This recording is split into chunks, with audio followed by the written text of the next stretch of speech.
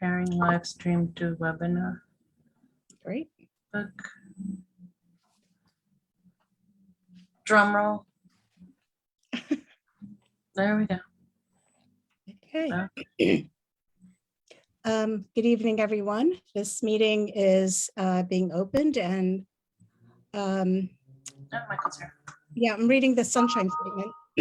This is according to the Open Public Meeting Act notice. This meeting is being held in accordance with the public laws of 1975, Chapter 231. An adequate notice of this meeting has been provided by a notice sent to the Asbury Park Press, Two River Times, and Star Ledger, and posted in the main lobby of the municipal building and on the municipal website. The next I'll go into are the duties of the Charter Study Commission. According to NJSA 4069A-7, it shall be the function and duty of the Charter Commission to study the form of government of the municipality, to compare it with other available forms under the laws of this state, to determine whether in its judgment the government of the municipality could be strengthened, made more clearly responsive or accountable to the people, or whether its operation could be more economical or efficient under a changed form of government. So, good evening. I realize I jumped ahead, and I guess now we do the Pledge of Allegiance.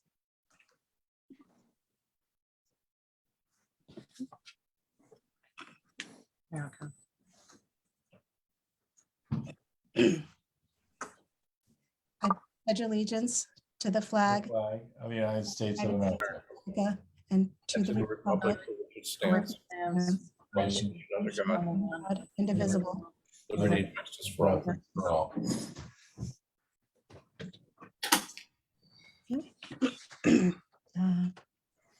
Well, thank you. I guess now it's time for the roll call. Commissioner Facey Blackwood, Present? Commissioner Taylor, Here. Commissioner Dupont,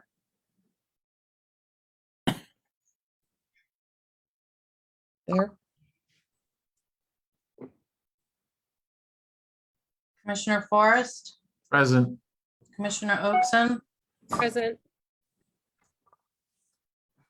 Okay. First, we have on the agenda the approval of the minutes for February 2nd.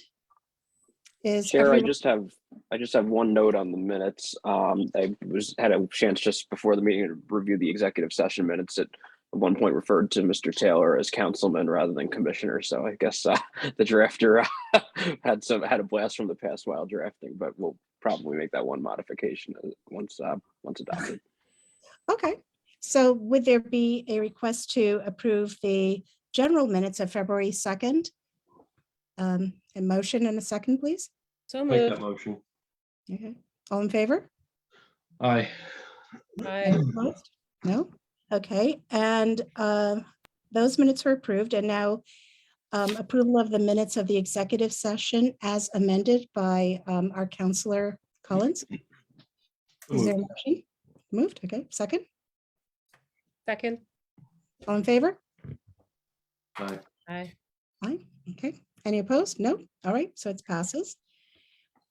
We don't have any resolutions, so we'll just go to our interviews. And first up, we have the interview with our mayor, the Honorable Pasquale Menna. So what we'd like for you to do is just introduce yourself, tell us a little bit about your work here as mayor before we go into our actual interview questions. No pressure.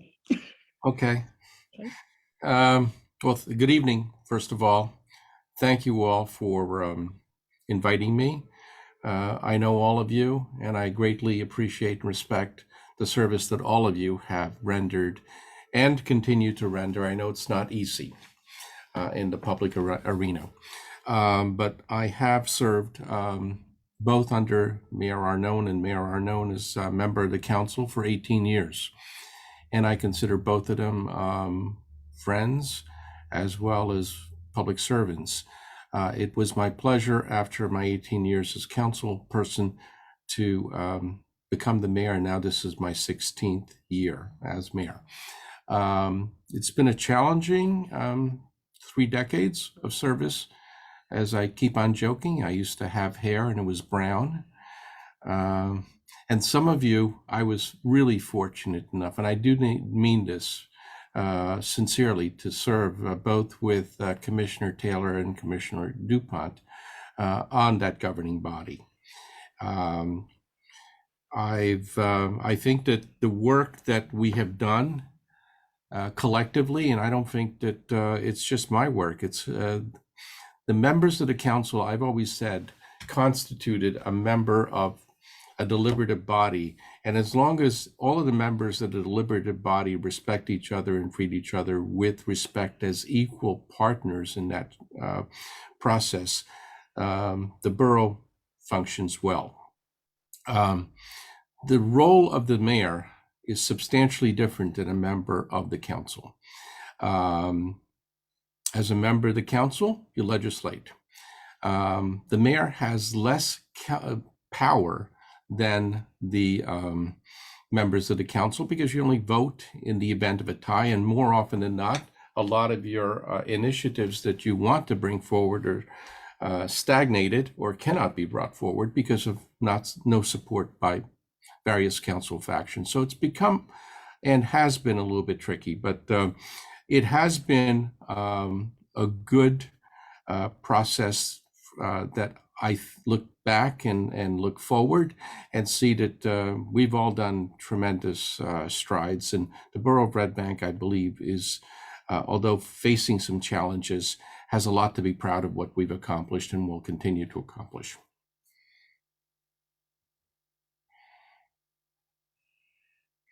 Thank you very much. Who would like to go first with questions for the mayor? I'll go first. I think I've served with him the longest. And Mayor, it's I echo your sentiments. It's certainly it was a pleasure to serve with you. Red Bank obviously has experienced some challenges over the recent years. And, they're really the first question, and I think you may have alluded to it, it doesn't seem to be working.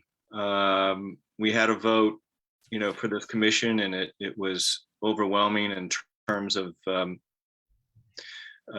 support for change. As you know, we have different phases that we have to go through, and the first phase, is why isn't our government working? So, that's the first question I have. In all your 30 years of experience sitting on the board, what's changed recently, and why isn't it working? Well, institutions change with times. Our form of government was crafted in 1907, and it's worked well for a great many years, many decades actually, when the borough council form of government was working in the fashion it was intended to be. And that was that you had a number of few professionals or quasi-professionals that worked 40, 50 hours a week full-time and basically managed the day-to-day affairs and the policy initiatives that were promulgated by council. And they did so professionally.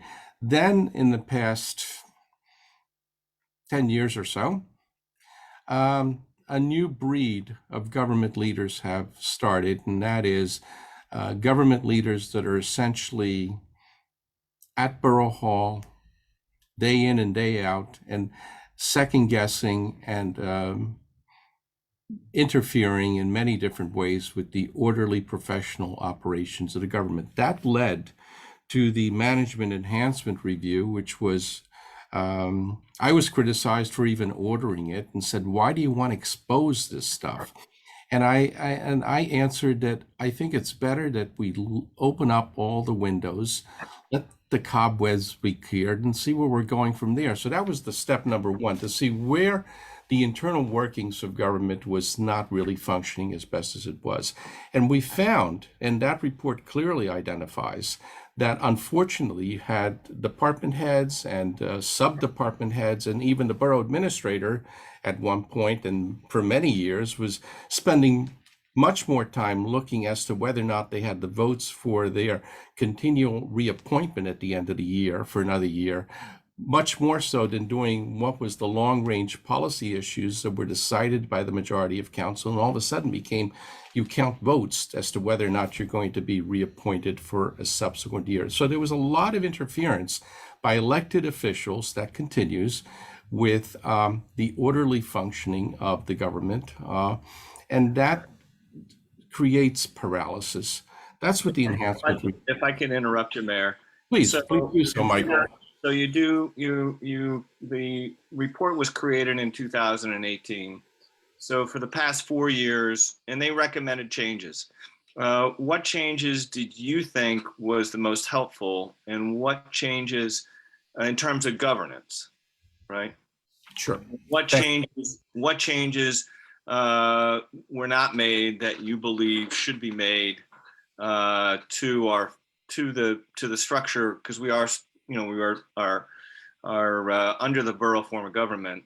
How do you think the changes should be made to either the ordinance or to a change of form of government, because it is clear that the current form of government is not working? Well, firstly, I think that after the report was submitted, the council at the time unanimously moved forward with respect to undertaking some changes in the organizational structure at Borough Hall to reinforce and reinvigorate the position of business administrator instead of just plain borough administrator. It doesn't make any difference what you call them, but certain day-to-day duties were supposed to be channeled exclusively through that person. We started doing that, and we changed the organic structure of the administration. But now the council's going back to what we had reformed. Now they want to go pre-reform again, which is fine. That's a legislative function. So the second and most important item that came out of that management enhancement report is it clearly identified that the Red Bank of 2017, 2018 was a different Red Bank than 2007. Our needs, aspirations, and growth, as well as identity, has changed, and therefore it cried out for a public engagement in what has resulted in all of you being on this commission. Let the voters decide whether they wish to review whether the form of government that we have is the best that we can have, or should it be something else. Now, that's up to all of you to decide as to whether it should be partisan, nonpartisan, and all the other factors. But the residents were saying, take a look at this, because the way things were being done in 2007 have changed. We need a more professional, politically dissected and separated function of running the day-to-day business of government, where decisions are not being made because who's up for election every year. So you put off decisions, as we have been for 20 years, as to whether or not to reform a public works site that every year was discussed, and whoever's running for re-election that year decides to put it off until, and there's always running for election. So long-range decisions So are not. if I can interrupt, Mayor, so you hit a constant theme throughout our interviewees, and that is you use the term it's also referenced in the report, and that is interference with the administration of government. I'm presuming that you received complaints with that, for that, whatever interference that you saw. Were you in a position as mayor to do anything, or did you believe that the form of government prohibited it, or kind of tied your hands behind the back to stop this interference? We're all in the political realm. You get those complaints and you talk to the affected individuals, and you calculate whether or not you have any support legislatively on the council to make those changes. Sadly enough, a number of different factors have happened in the past few years. The first thing has been the complete self-destruction of an opposition party in Red Bank, which makes the other party omnicentral. It makes it pervasive. So unfortunately, you don't have a loyal opposition that can really effectuate anything on the council. You have one party running everything, and you have a chairman that runs that party, that controls the committee. So those are the impediments to real reform under our system. Do you think that nonpartisan would help to eliminate the interference? I think nonpartisan opens the specter for people to participate no matter who they are and what they are. It really doesn't make any difference. And whether you're Republican, a nihilist, an anarchist, a Democrat, it doesn't make any difference. Put your name on the ballot and see if it sticks. And then one final question, Mayor, and that is, if you had your magic wand, do you have a recommendation as to the type of government that you would like to see in Red Bank? You've had 30 years of experience. You've worked under a couple different mayors. Do you have any suggestions or recommendations from your institutional knowledge as to what you would prefer in a form of government? Number one, I think that the nonpartisan form of government would be the best. However, how that is structured, I think would be most efficient to have a professional administrator undertake the day-to-day functioning of that government, and also a mayor that can direct that person without interference from 6 other council people that can void whatever decisions you want. But have the council be the ultimate arbiter of finances as well as the arbiter of policy decisions and ordinances to be enacted. I think that could work best. It works very well in Ocean Township. Oh, And- yeah, so I was just thinking, so Ocean Township, Tinton Falls, Asbury Park have something very similar to what you're referencing. Well, you know that very well because you were for many years the attorney for the borough of Tinton Falls, and you saw how it worked. And there was a lot of give and take between the council members discussing policy issues, but ultimately when a decision was made, it was implemented without stopping and going back and forth when somebody changed their mind, and then the administrator says, hey, look, I got to get reappointed next year. I want you to hold off on this decision. That's the problem. Well, Mayor, I do appreciate your appearing before us. I know you're a very pious and religious man. I'm sorry for being late, but I was getting my ashes, but I will point out that I have additional ashes for you on my forehead. If you need them later on tonight, I think it's transferable. I'm not quite sure about that, but if you If that's wish an them invitation for me to stop by, and you can, I will be happy to do so because that I know that comes from the heart. Thanks again. God bless. Thank you. Thank you, Michael. Next, we'll go with Mark, if you're ready. Sure. Good evening, Mayor. Thank you for joining us. It's good to see you.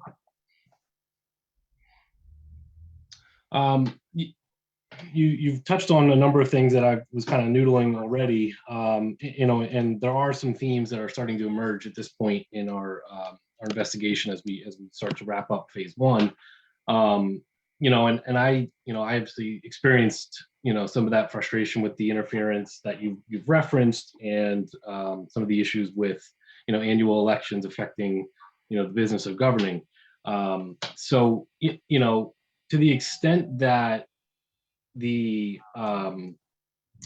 governing body, is supposed to be acting in the best interest of the town, how do you prevent, if you can, a single individual or a cohort of individuals from simply running roughshod over decisions that are ultimately made on a personal level and not on a Red Bank centric level?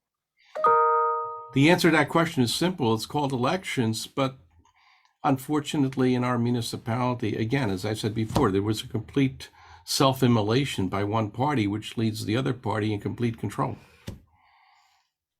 And I would suggest that self-immolation was transferred to that subsequent one-party control. So to the extent that you're a municipal attorney in other towns, and you've referenced Ocean Township, you see that structure as something that is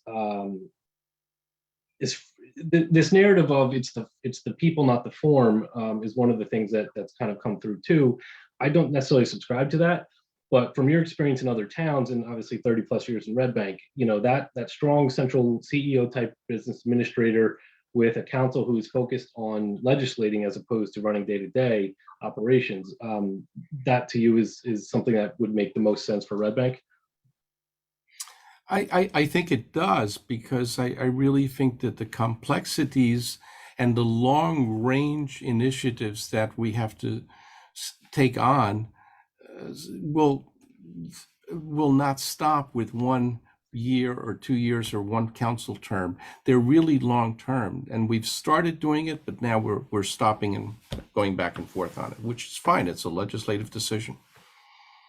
Yeah, I understand that there is a process, and especially if you have elections every year, you have the potential for new blood and different ideas, which is welcome to the extent that they're serving the interests of the borough, not self-interested decision making. Are there any attributes of the current system that do function well for Red Bank?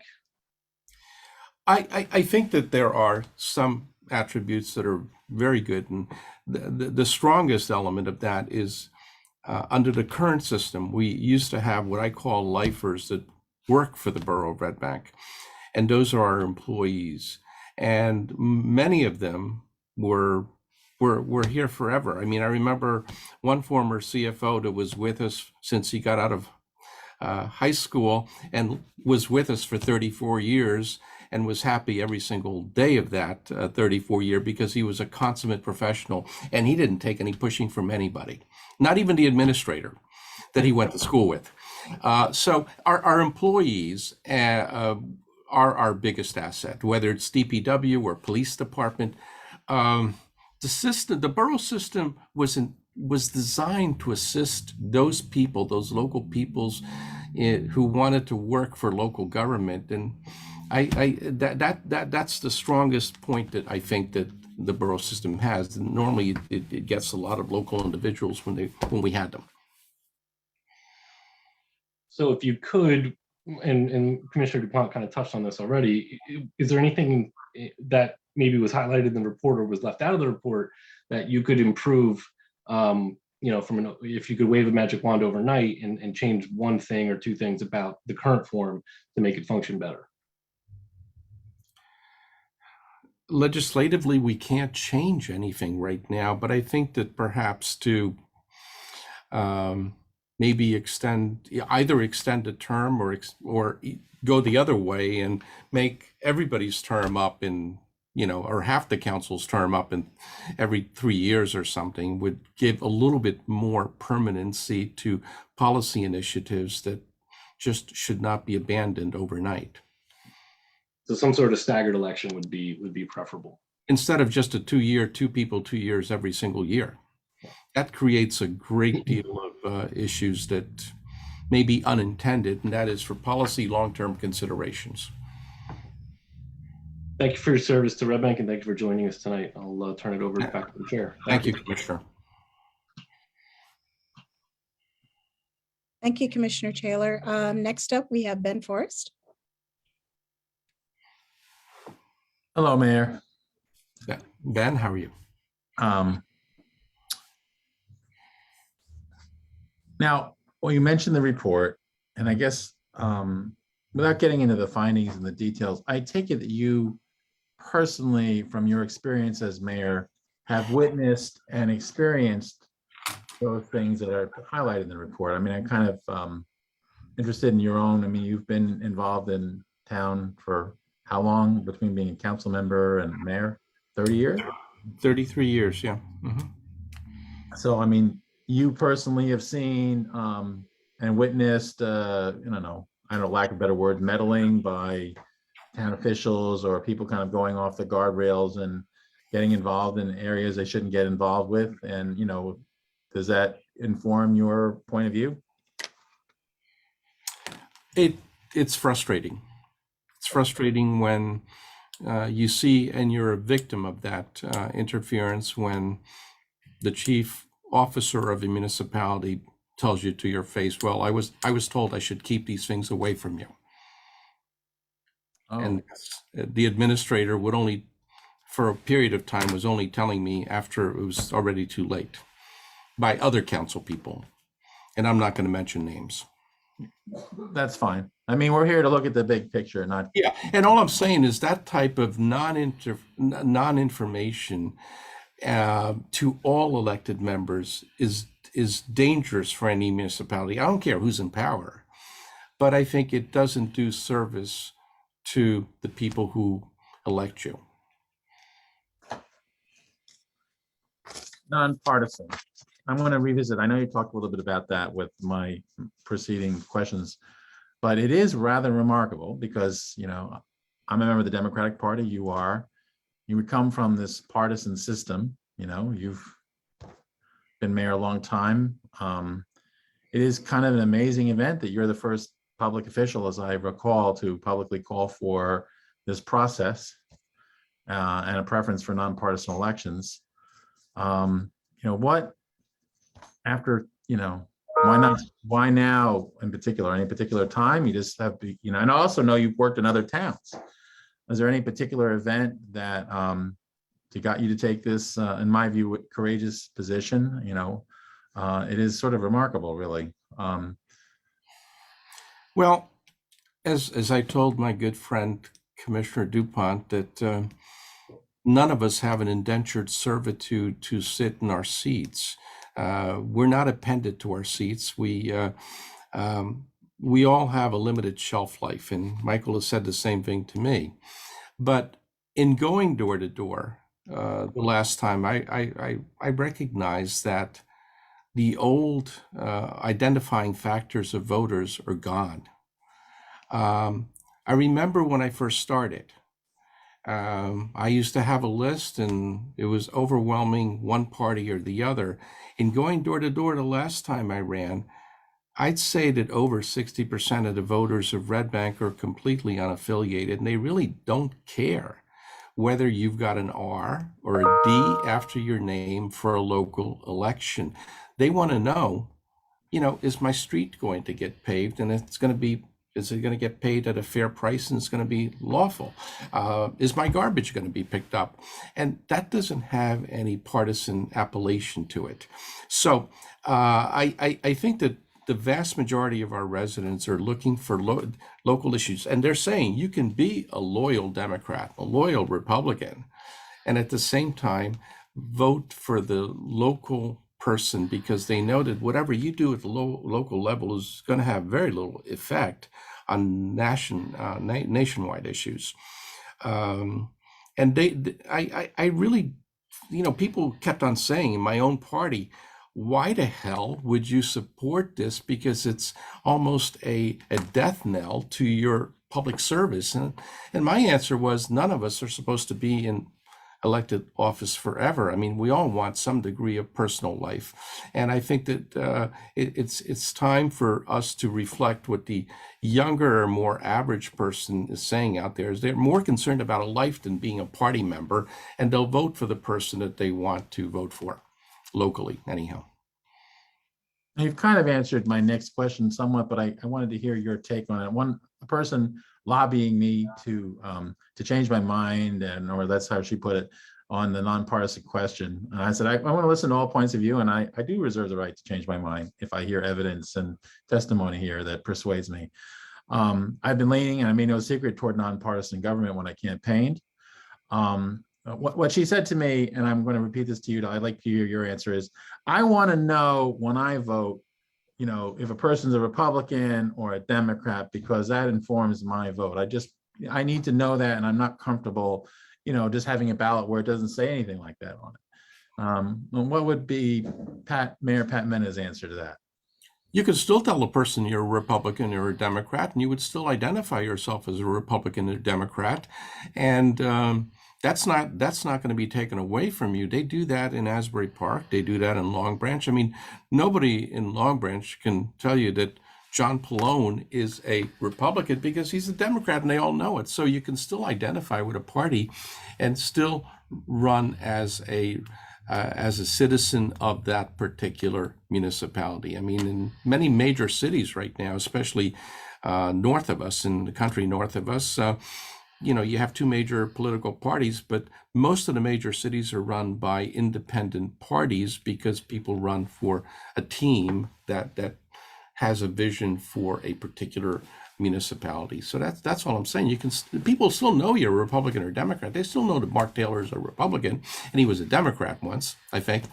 And we've had a long history. I mean, most people forget that one of my predecessors was a registered Republican until about 3 months before he was appointed to the council, or chosen for the council. So there's nothing wrong with that. Nancy, do I have time for one more? I'm not the Okay. chair. Nancy's the chair. No, I'm just asking Nancy. Now she's down there on my screen. Oh, yes, you So do. I guess my last question is that, I'm trying to think of the forms of government and how important a role that plays. And in wearing your hat as a municipal attorney and working in lots of different towns, I think I met you first in Oceanport, New Jersey, when you worked for Oceanport as their town attorney. So you've worked in partisan and nonpartisan. I kind of want to, one of the comments I often get from our fellow residents is that, well, it's the people, the government form doesn't really matter. And my own take kind of probably is something along the lines of, it probably matters more when there's dysfunction in the government, but you have a lot more breadth of experience, and then you've been on the inside a lot longer than I have been. Does the form of government matter, to keep things going? Does it matter if you're a township and you're this? Have you seen those differences in a practical way when you work for these various forms of government, partisan and nonpartisan, et cetera? I don't know if it's the right answer or not, but my personal thoughts are that the individuals who are at the helm are important, and that does make a difference. More so than the party, yes. Well, not the party so much, but the rules that guide a form of government, because we are going to be looking at that. You notice any, does it matter so much the form of government? Is it really more about the people, or both? I think it's both. That's what I'm saying, because whether you have nonpartisan or partisan, it depends on who the individuals are and what their values are. Well, thank you very much, Mayor. Thank you. Thank you, Ben. Thank you, Mayor. Next up, we have Commissioner Okeson. Thank you, Chair. Good evening, Mayor. Since my fellow commissioners here, I've really gotten into some nuts and bolts of things. I think I want to ask a couple more philosophical questions. The one thing that happens in leadership when you run over the course of many terms or across many years is that you either have to be incredibly pragmatic or, in my mind, incredibly optimistic, right? Like there's something to accomplish, or there's something still to accomplish. And I'm really curious about your purview over the changes in time, right? The generations you've served for a couple of generations, really, right?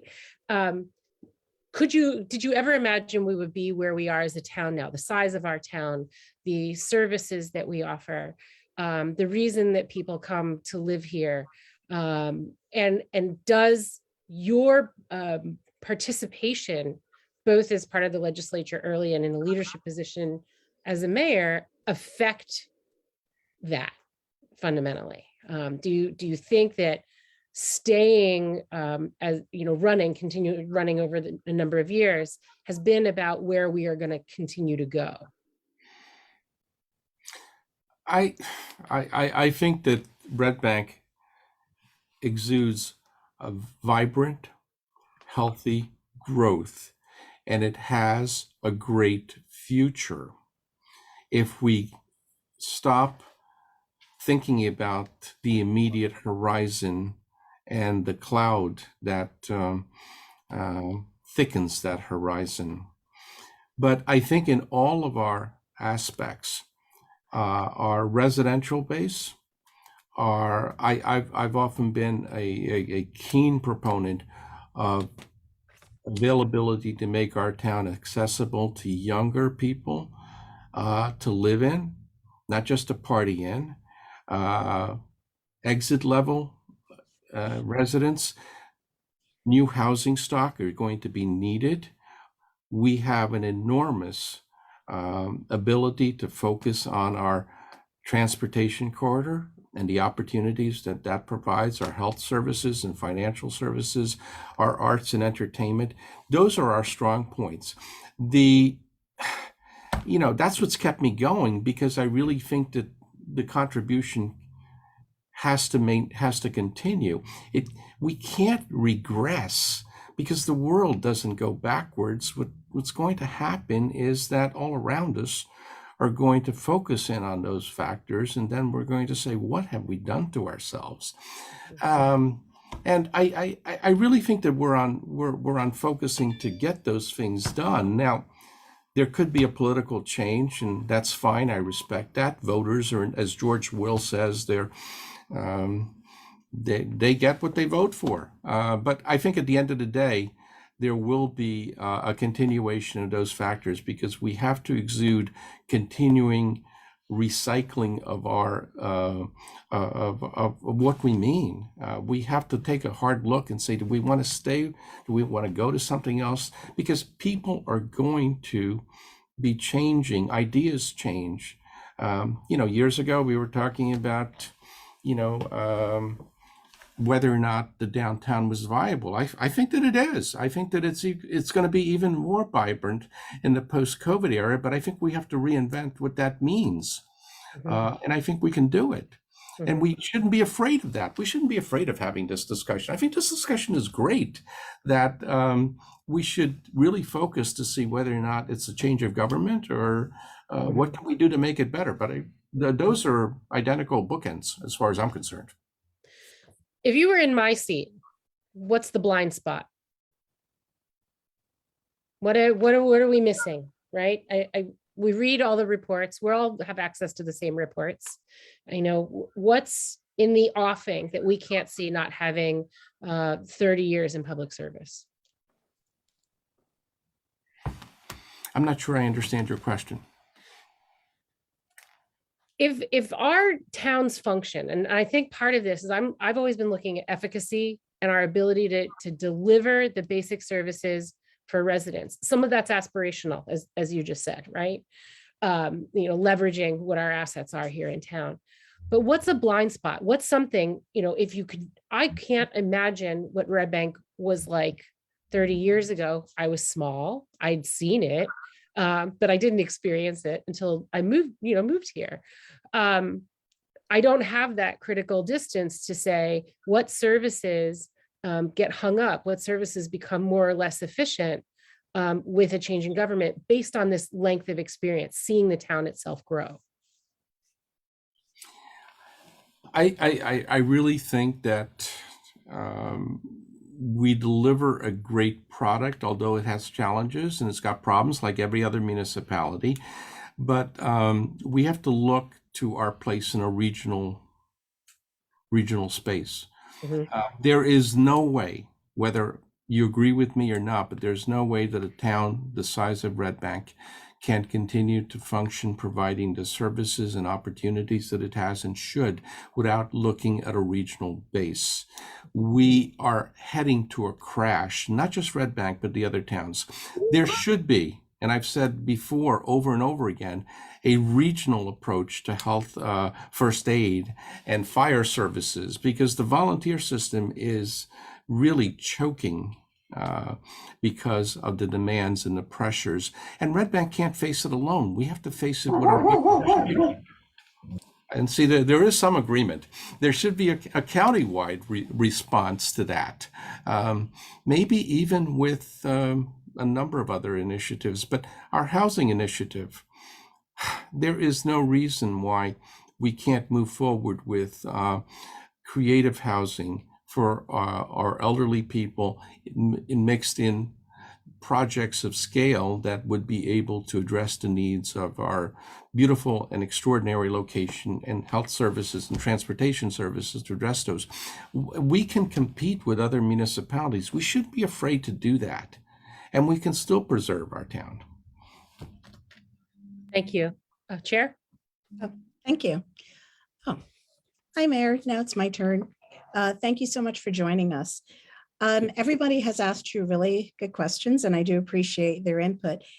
One thing that I've noticed recently is that we have a lot of openings in key positions, and I'm wondering why people don't feel attracted to come to work for Red Bank. What's your take on that? And of course, finding the right people. I mean, I recognize it's a small pool to begin with, yes. It's an extraordinary small pool. And I think the simple answer to that is just pick up the paper and read it, if there is a newspaper. And somebody would say, well, why should I go to a town like that where, you have qualified individuals that just can't get along with each other. Mhm. It sets a bad message, and it has nothing to do with the integrity of the town, but the perceived and the actual interference of individuals in the professional operations of that town. Okay, I do understand that. And I went reading through a book about, roles of mayor, roles of council. And something I came across was that as mayor, you, when an ordinance is passed, there's a certain period of time which you have to affirm that ordinance. And have you ever had an ordinance that you chose not to affirm? And if the ordinance is not affirmed, then it has to pass by 2/3 of council. No, but however, there's one person on this dais that remembers this. We almost came to that in terms of a budget vote one night, and I discreetly approached a person and said, I think that let's adjourn this tonight, because otherwise it's going to be vetoed, and then we're back to the drawing boards. Fortunately, the consensus on council at that time was that, yeah, let's just do it because it's a better way to do it. So it goes to the people who are on that council. So it hasn't been done. I believe my predecessor, and I forgot what ordinance it was, but it was, I think, a land use ordinance of some type, did exercise that once, and his veto was affirmed by us because it was the right thing to do. But it's something which is very rarely done, because you do need 4 votes on it. Yeah. Mhm. Okay, so what you would do as mayor is that you would seek consensus if you do recognize that there would be trouble, with an ordinance. So I think that's pretty good.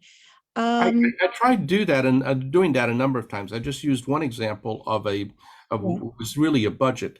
A couple of weeks before that, another council person was tasked with coming up with an ordinance that dealt with commercial signs and the rest for the borough, and they worked for years on it.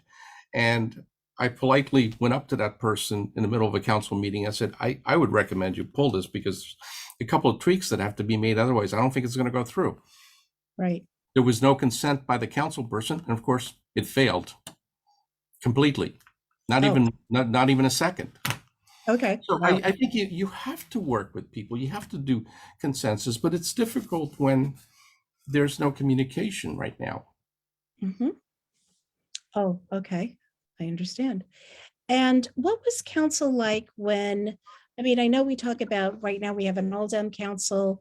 Years ago, there was an all Republican council. However, back in 2016, when I first moved into town, there appeared to be a bipartisan council. What was it like working with a bipartisan council? I had no problem with it, because that's what I thought that public service was all about, that you can be from 2 different parties, you can have a spirited discussion of something, vote yes or no, still be able to break bread together. And because the people on that council were adversaries, but they were civil adversaries. And I can remember I used to have dragged out fights with a former council person that ran against me for mayor. And after that was over, we went out for dinner, even after the election. And we haven't had a cross word with each other at all. And even during the election campaign, we never did. Okay, well, that's good to hear. What about the appointment process to people on boards and commissions? How does that work today? Well, you really do need the consensus of the council, even if they don't have to directly approve it. But from a practical sense, you know that you're going to need their approval for the budget to be approved, or other important issues. And so you really have to deal with them. And sometimes people are upset because some appointments to minor boards have languished for a little while, and but ultimately that's the reason for the delay, to try to get some consensus And you have to strike a deal, because even though they're not directly related to each other, but in order to get a greater good, you have to make a lesser sacrifice. I see. Well, thank you. Well, that's all I have. I want to thank you very much for taking the time out of your evening to join us. We really appreciate the work that you do. And thank you for voting yes to the Charter Study Commission, which is why we're here. Well, recommending that we have this and, why we're here. Thank Take a look, you. try to do what's best for Red Bank, all of Thank- us. Thank you. Okay. Next up, we have Councilwoman Triggiano. Hey, how are you today? I'm good. How are you? Good. Sorry about that. So if you could just go ahead and introduce yourself, tell us a little bit about yourself and the work that you do. Thank you. Absolutely. I just warn you in advance that if my dogs start hearing one of your dogs, they're going to start barking too. So if I hit the mic quick or anything, that's what's going on. A little bit about myself. It starts in 1988. Menna and McKenna were running mates for office. Just kidding. That's the year of my birth. It's just a joke. I started attending Red Bank Council meetings in 2014. My son was a couple weeks old. I heard about a subject that piqued my interest. It was local, it was environmental, it was something that I cared about, and that's usually what brings somebody to a council meeting. I spoke at said council meeting, and that experience connected me to more like-minded folks like myself, and I began hanging out with them. This is a community. And then I learned about the Environmental Commission.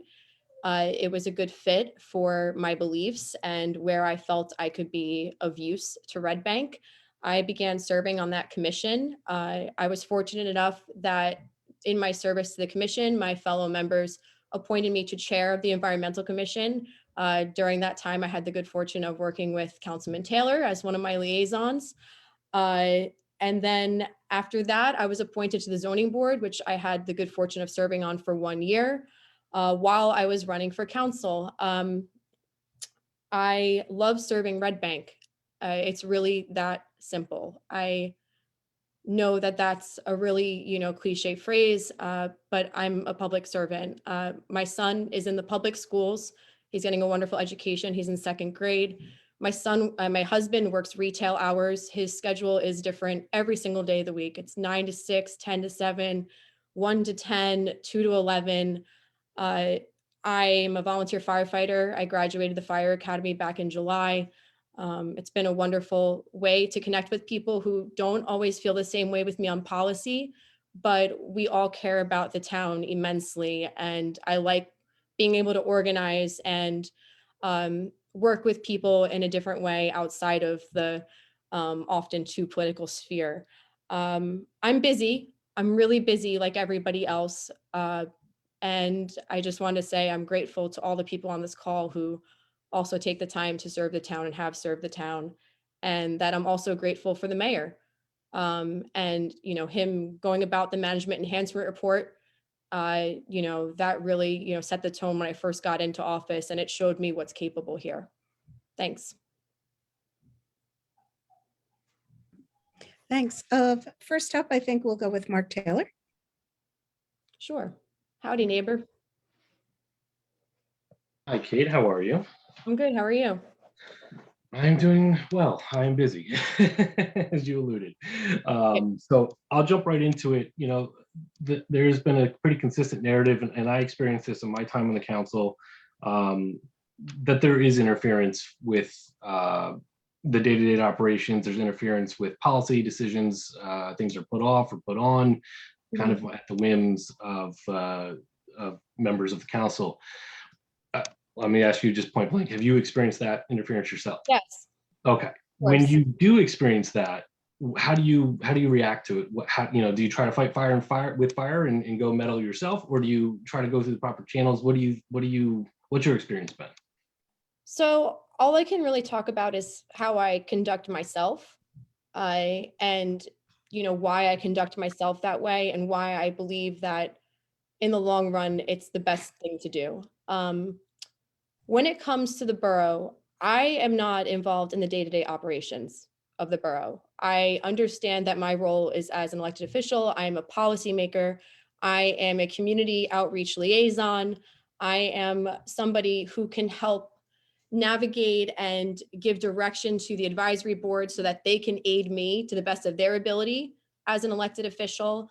I don't interact directly with department heads. I go through my BA, through chain of command, to make sure that that one person who's actually present in the borough every day, who has a holistic vision of what's happening, can then go and delegate to department heads and so on and so forth.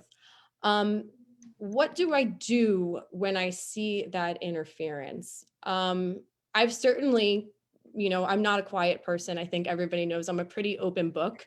I've been vocal in council meetings where I have seen interference of that nature, or I have seen something that should be a regular operation turned into a political wedge issue. When I've seen misinformation given to the public that is not truth, I have been vocal. Examples of that being one time while I was serving, we were doing the budget, which obviously seems to be something that's coming up as a theme in your meetings because the budget is so important. There were people serving with me sending viral emails to residents saying that there was all this money that residents could be saving if only the rest of the council would agree with them. And that was completely false. And I called it out, and that spreadsheet was brought up during a council meeting. Depending on how much somebody's emotionally invested, I don't know if they want to sit through somebody going through that whole spreadsheet. But long story short, the majority of the suggestions broke contract and personnel law. They were illegal. They were things like cutting police holiday pay. They were things like taking money out that was being allocated for the tires on fire trucks, which, as we all know, if you don't spend that money, it just goes back into the surplus. And by the end of going through the spreadsheet, one of my fellow councilmen said, well, we could take the $5,000 from Shade Tree. So this narrative that was going out to the public in this email that there was all this money could be saved, once you brought the truth forward in the meeting, it came down to we could take the money from Shade Tree. And I think that goes back to what the mayor was saying about interference. Things like that should never become a political wedge issue.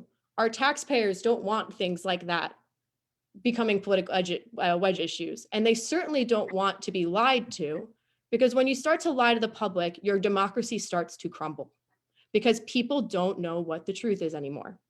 So all I can say is that the way that I conduct myself as an elected official is that I stick with the truth. And that's not always easy. And it's not always easy to message. And it's not something that you can pack into a small soundbite, but it's something that you can always defend. So in the future, that's what I'm looking for our public officials. And that's the type of people that I would like to serve with. It sounds like the fundamentals of the job, preparing and presenting a budget based on, the numbers aren't, as Linda Schwabenbauer always said, numbers aren't political. People try to make them that way, but it sounds like those fundamental, functions of the duty of the council becomes incredibly onerous for no other reason than politics, whether it's intra-party, inter-party, whatever the case may be. And I experienced that myself. I'm curious how you think if the borough form itself could be amended in a way to serve the residents so that the council is not dealing with such onerous undertakings to present basic, functions, or is it something that that form of government does not serve residents of Red Bank and needs to be changed? That's a good question. So when I first started serving, or the first time I filled out a questionnaire for John Ward, as I remember it, I think it was the first time I was running. One of the questions was about how I felt about nonpartisan or changing the form of government as it was as suggested in the management enhancement report. And I know you remember, Commissioner, I want to call Councilman, that on that same page, it also mentions empowering in a positive way the borough administrator to a business administrator. And essentially what I said back then was, I would like to try that first and see how it works out. And I said, and if that doesn't work out, then I'm open to a charter study.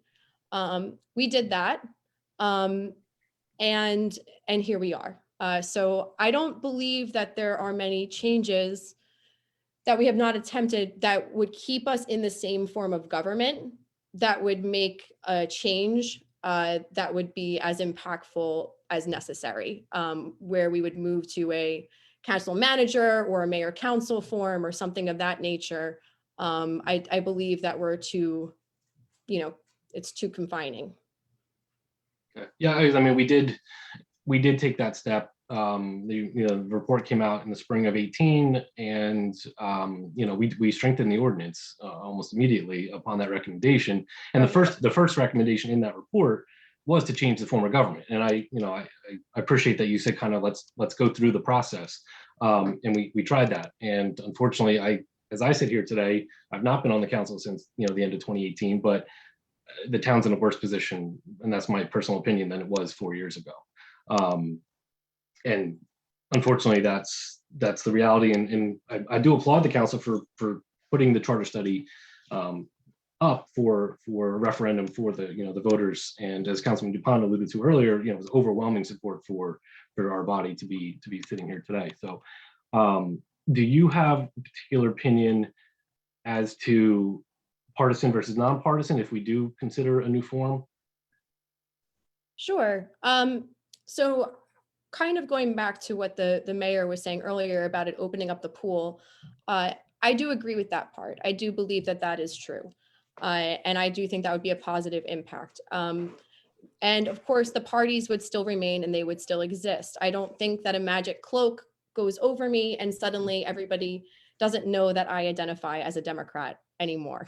That remains. That being said, what I believe would be best is policy-focused, policy-oriented debate and discussion when it comes time for elections.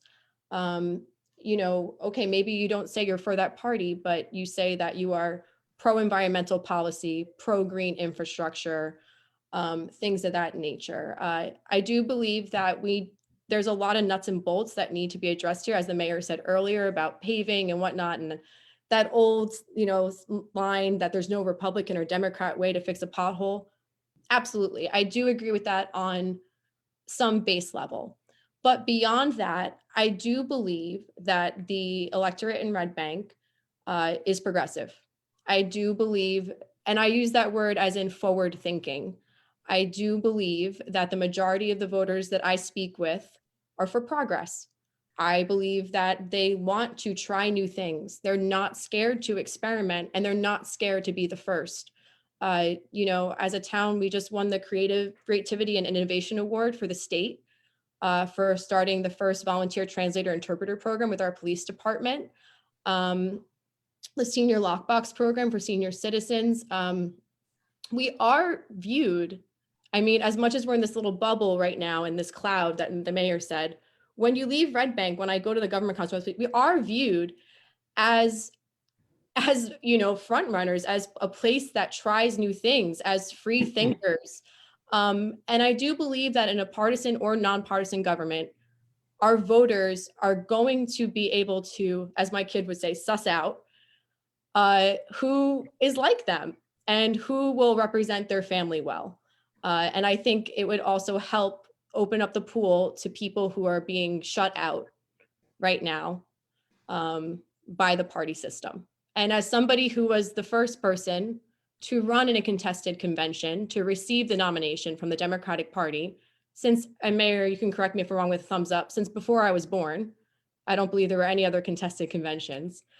I've experienced what it's like to have to message to people who may not be going with you right away, to have it on yourself to explain to them that you're the right candidate for them. So hope that answers your question. Oh yeah, no, I appreciate it. Very candid and informative statement. Thank you. And I've always believe that the person over the party the onus is on the candidate to convey to the voter who they are, what they're about. Absolutely. And I think you and I are cut from the same cloth on that one. So, Chair, I don't want to take up too much more time. I know we have other people to ask questions, so I'll turn it back over. Thank you. Thank you, Commissioner Taylor. We'll go with Commissioner Forrest. Hi, other neighbor. Hey, how you doing? I'm good. How are you? We're in the It was Locust Avenue intentional to do direction. of your neighbors house. first. Sorry. What'd you say? It was not intentional to do neighbors first. I mean, they don't live apologize. directly next to me, but Yeah, I know. I mean, how much closer, and we'll go into that later, but in Red Bank, how much closer can you live to everybody, in this environment? It's a 2 square mile town, most people, I feel like you can call your neighbor, but hello, Mr. Forrest. Hello, I guess I feel like following up first with a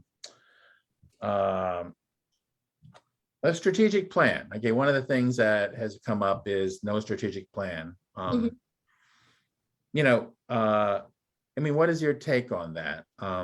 Is it something that the council and the mayor and all of you have been trying to do? Is it a weakness? Is it tied also to some level of dysfunction, or is it a deliberate decision that that the town doesn't want a strategic plan? I know that there's facilities we need to update and fix, so I just wanted to hear you on that. Thank you. That's a good question. We need to really address the foundation that everything is built on before you build upon it.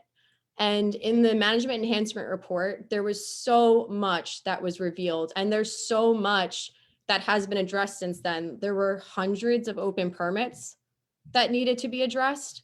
I mean, that alone, you can't just keep moving forward when you have major issues like that. That stuff needs to get nipped in the butt first, to put it lightly. In that report were also suggestions such as getting a grant consultant. I was very fortunate that when I started serving, that was something that was being implemented. And now we have Millennium, Strategies Group. We have a grant writer, and that's been, a great resource. There were other suggestions in that report, such as DOT designation of a transit village area near the train station. That is something that I believe needs to be implemented. That's something else that I consider to be part of a strategic plan. Another thing that was in there was about establishing public-private partnerships for new municipal facilities. That's something else that I am completely open to. We need to address our facilities majorly. The DPW, something must be done, and it must be done in the next decade. And that's giving it even more slack than it should have. The municipal building in of itself has some major issues right now. They need to be addressed. So in that sense, those are the things that are really of importance. Those are things that have a real urgency. They can't wait to be addressed any longer. 2 decades of time is a long time for these issues to stand. Other than that, I just would say, the management enhancement report really was the first step in that. Like, we're sitting here with this meeting because it was in the management enhancement report. There's so much that was said in that to me, that was my roadmap when I first got into office. Obviously, some people have completely ditched it, and they don't want to listen to the report anymore. Oh, my husband's home from work. 1 second.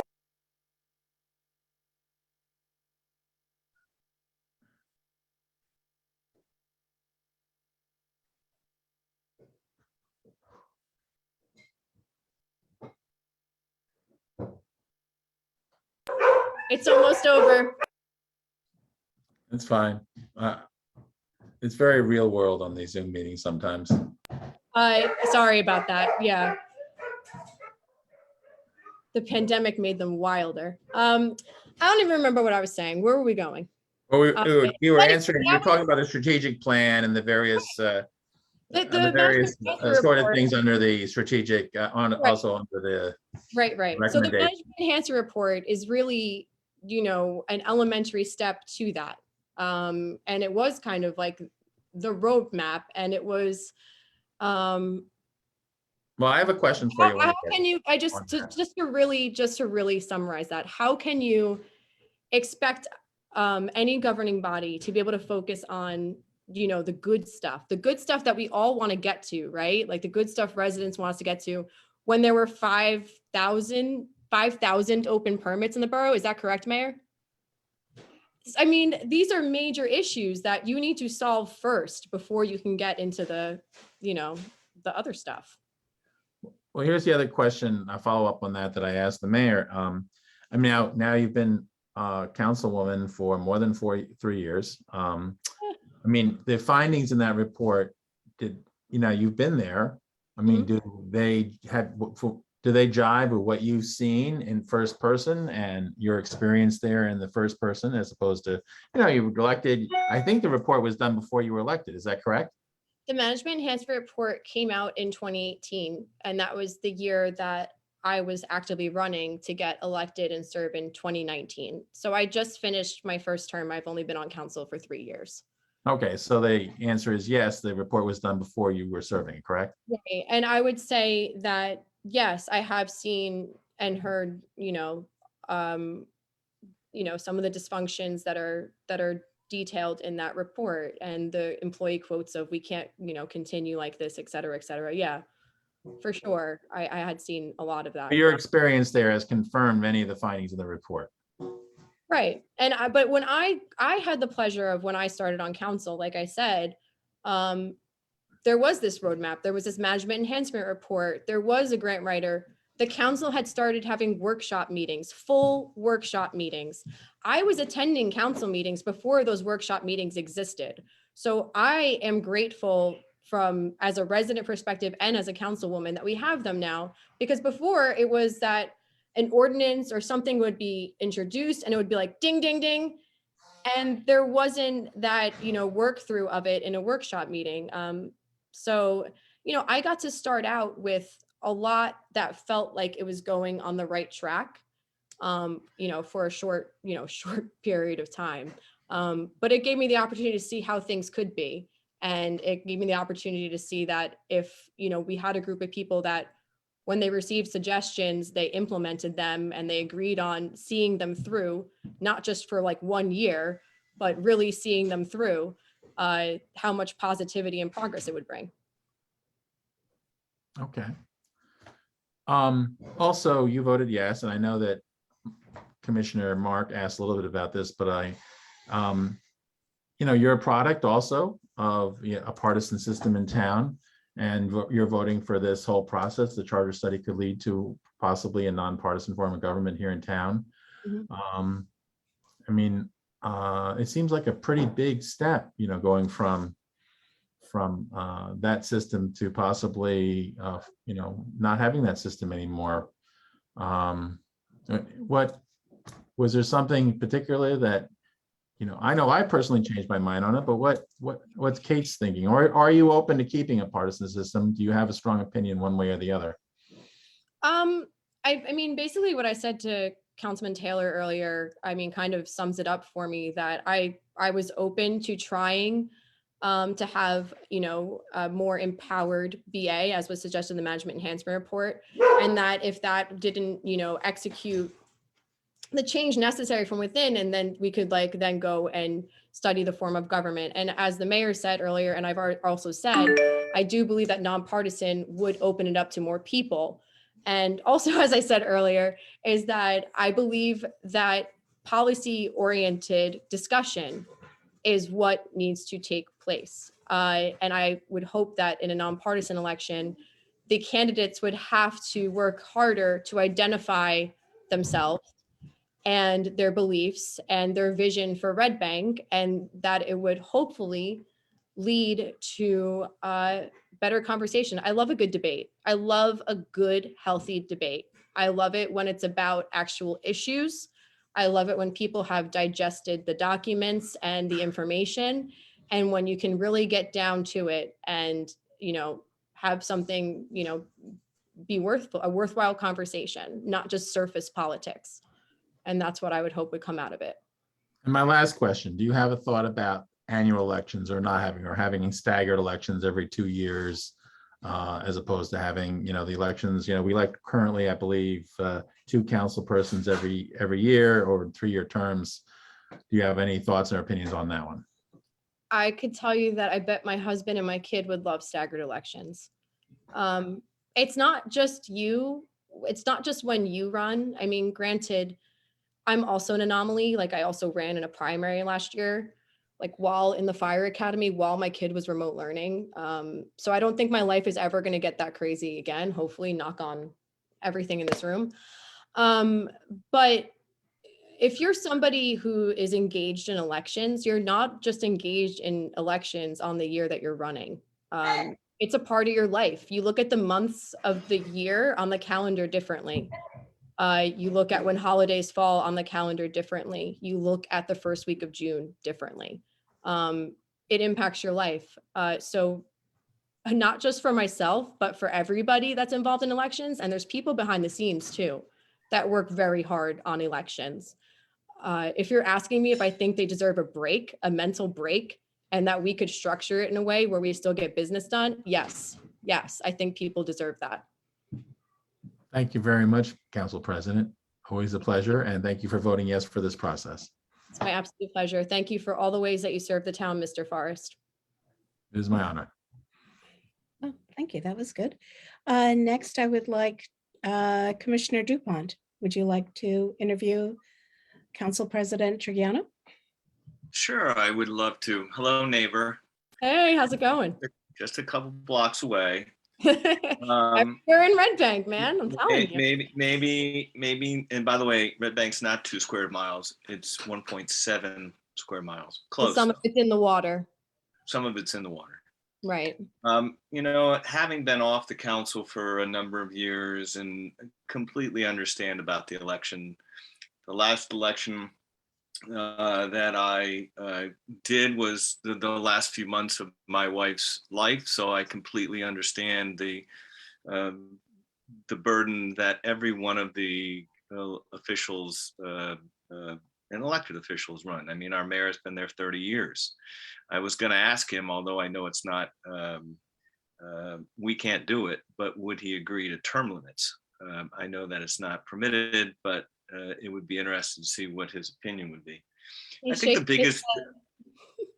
the biggest problem I have, and the last time I was on council was we were Republican Democrats, and I had the privilege of serving with Linda Swadenlauer, and we didn't all agree to everything, but we worked it out for the betterment of the town. And so, I hear you say, well, we don't have a strategic plan, we don't have X, we don't have Y, we haven't done anything because of interference. I'm personally, I love the transit village.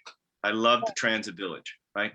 But I do hear you saying, hey, listen, we could do a lot more if there wasn't so much interference.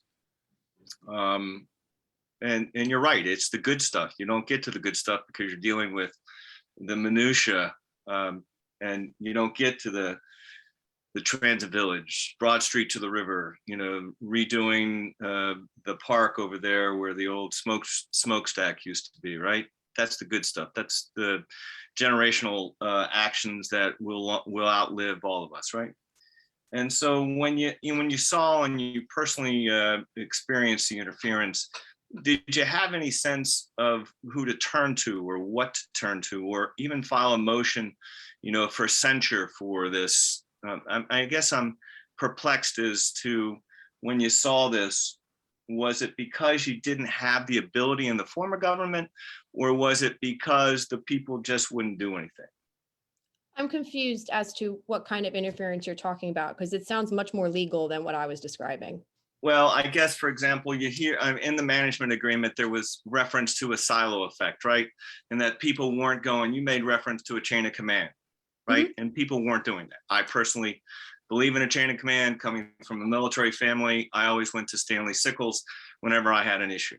That doesn't seem to be done in the last few years that you've been on council. And my question to you is, when that management report came out, was there any actions or recourse that you felt you should take?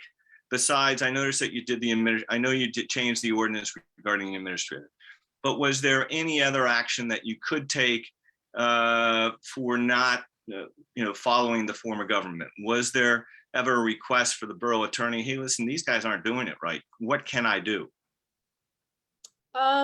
Okay, so sure. I mean, there's been times when I've contacted the borough attorney about Okay. concerns about how people were conducting themselves. Yes, that's something I've done. But as I said earlier, what the main thing that I've done is that I've conducted myself in the way that I believe is proper. And you know what, I will publicly say that you have. You've always been upright. You've always been forthright, even when the news isn't good. And you fought, I think, a tremendous fight with respect to the truth. And as you're right, the truth is always the most important thing to fight for. It But is. again, you remember, we're still in phase one. So we're trying to understand, hey, listen, is it the form of government or is it the people? And if it's the form of government, what would you want changed? Well, I think it's hard for me to talk about this holistically without once again reiterating that I'm 33 years old. The mayor has been serving my entire life. The year of my birth, there's an article in the Red Bank Register of McKenna and Menna running for office. And the main discussion points were, should Red Bank have workshop meetings? Should Red Bank have a redevelopment agency? And how do we get municipalities along the river to work together? And those three things only started to happen around the time when I started serving, even to be experimented with, even to be tried with. A lot of the issues like the facilities, like the DPW being run in trailers for 15 years. I was how old? So I'm not really here to have to answer for the problems of this borough because I didn't make them. Okay, I'm new. And what I can say is that I've conducted myself properly and the way that I would like to see others conduct themselves. And yes, either publicly in a council meeting when I find it to be appropriate, I have called out that I find it inappropriate, or I've stated the truth, like the example I gave earlier with the budget. When I find that there's something I find deeply concerning, yes, I have contacted our borough attorney and I've consulted our mayor, who is on the call here right now. And we have both spoken with each other about our dismay and our disappointment in how some people conduct themselves. And so do you believe that a change of form of government would help? You made reference to 30 years. It took 30 years to get a redevelopment agency, 30 years to get, Yeah, just to try them, just right. to And really. so do you believe a change of form of government would help? And remember, municipal government, and as well as government in general, it takes forever to do something. I mean, my first mantra into fighting the windmills was, a ban on plastic bags, right? And that was my first foray into saying, hey, this is a great idea. Right. And it went down, geez, it was a long time ago. It was like 15 years ago. So I guess the issue is, would the form of government help in facilitating a little quicker or efficient governing? Absolutely. I can detail what I see as what would be a functioning place. And then maybe you guys can tell me what form of government that is, because I'm going to be honest, I do mix them up sometimes. I know there's one called council manager. I know there's one called mayor council. But here's what I would see as needed in the borough. We have a BA. They are day-to-day operations, right? They're the ones that really understand how the place ticks. They're the ones that work directly with the department heads. That's necessary. That's key. I think alongside of that, having a mayor who is more empowered, because as we sit here listening to Mayor Menna, he was not empowered in a policy arena.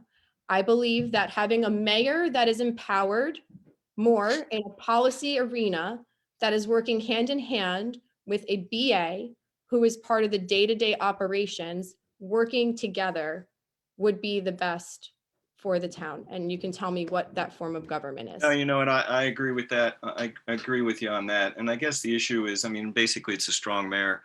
One question I do have, and it always comes up, and that is, would you like to see, if we change to a nonpartisan form of government, and we also changed our form of government, Mhm. there are forms of government that basically it's a rotation mayor, Mhm. right? So we're 5 of us get on, and then next thing you know, we said, okay, hey,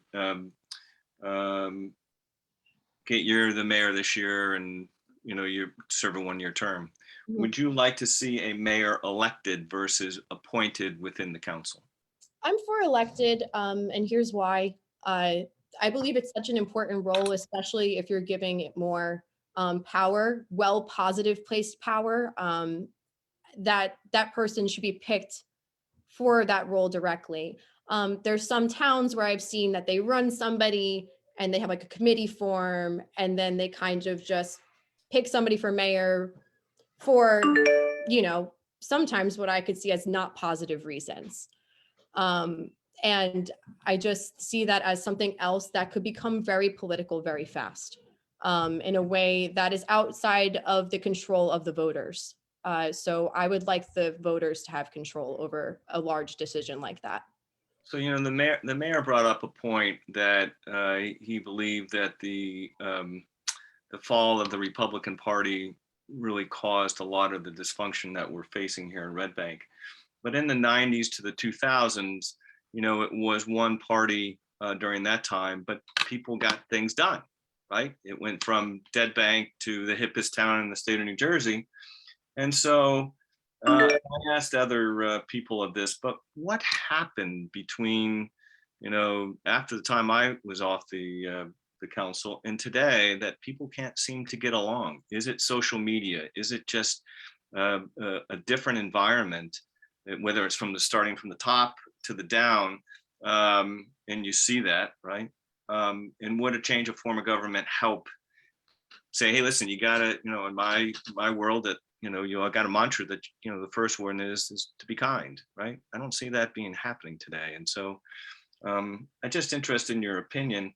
We had the one party from 90 to, I guess, 2000. Mayor, and you can correct me if I'm wrong, it's got to be around 2005 maybe. And then the Republicans started getting council seats, but we still worked together. But something happened after I lost my election, and I'm just trying to figure out, was it organic or inorganic, or is it just social media? Because it's amazing the difficulty of government now. I think it's multiple things. I think in Red Bank, everything, you up the volume on it here because we have so much local blogs and,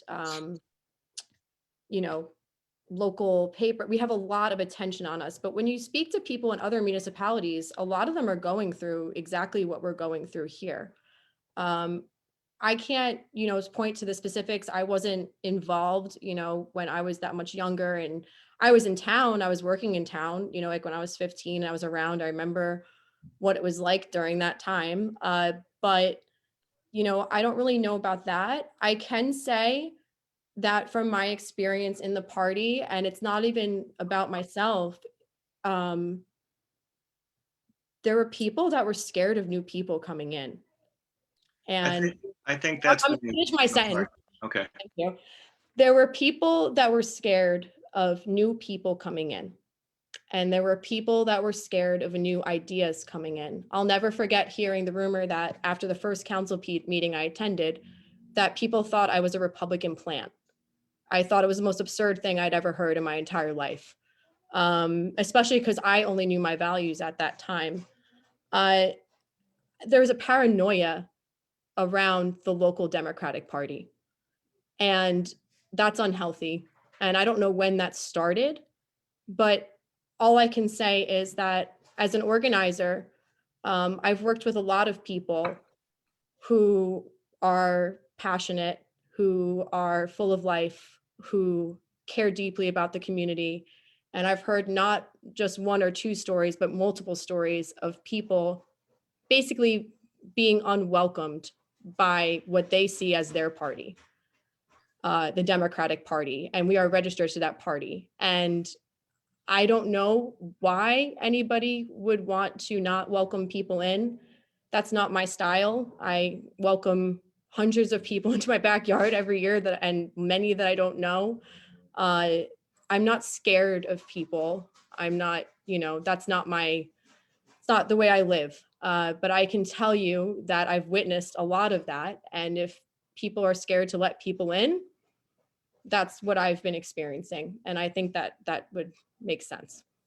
So, and just for the record, I was only 20, maybe plus or minus a few years when the mayor got elected. So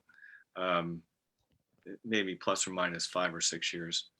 But that, I think that, and would your opinion be supportive that, hey, listen, a nonpartisan election would allow more voices to be heard?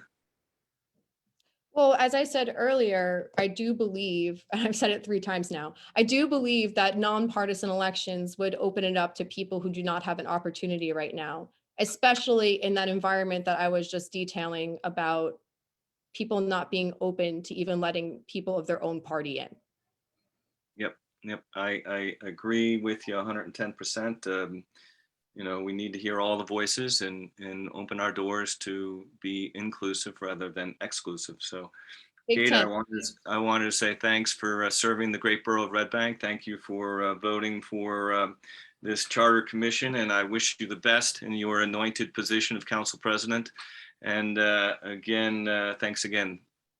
Thank you, Councilman. I appreciate all of your service as well. And I'll just keep trucking, man. Keep trucking. That's a good thing. And I'll see your husband at retail. I've seen him a couple times when they got. Yeah. It doesn't work. My phone doesn't work. What's the problem? Thanks, Chair. Okay, thank you. Next, we have Commissioner Okeson. Thank you, Hello. Chair. Kate O. Hello, Kate T.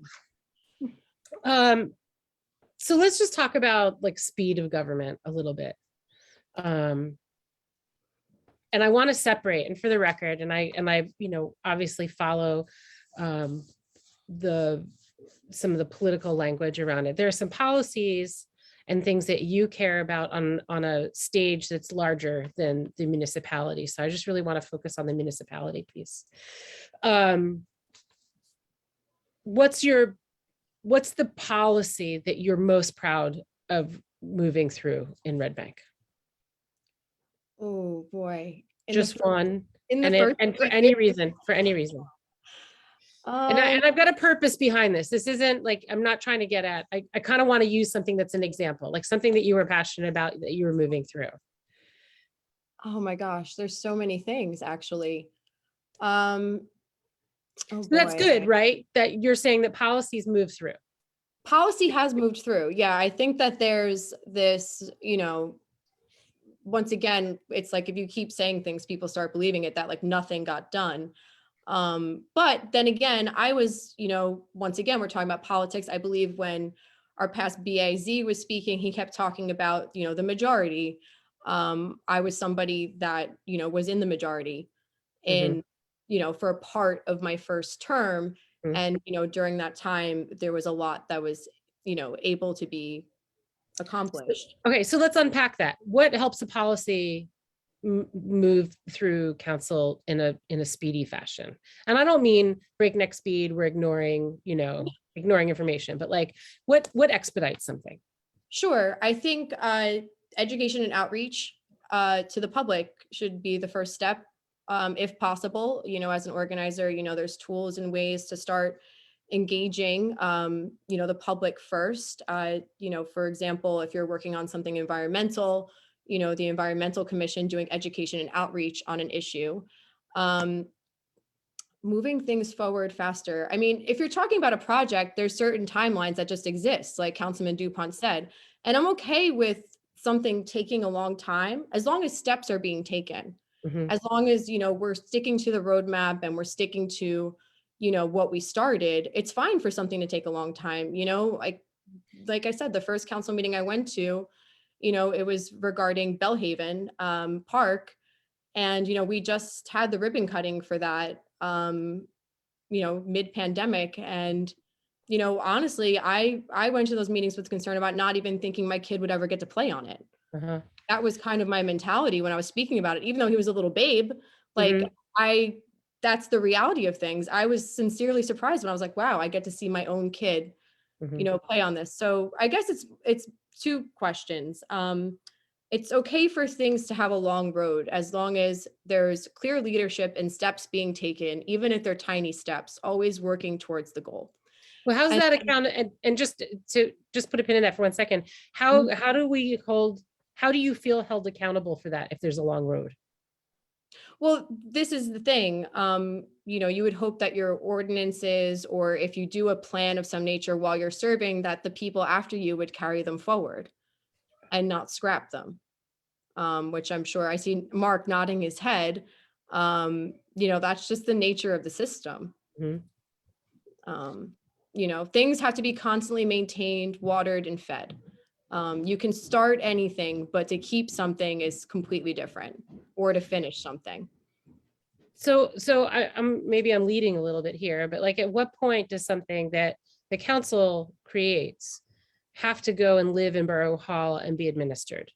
I'm really curious about the sort of, in education, we call it a warm handshake, right? Like, it's the warm handoff. When we finish something, we need to hand off to the next expert.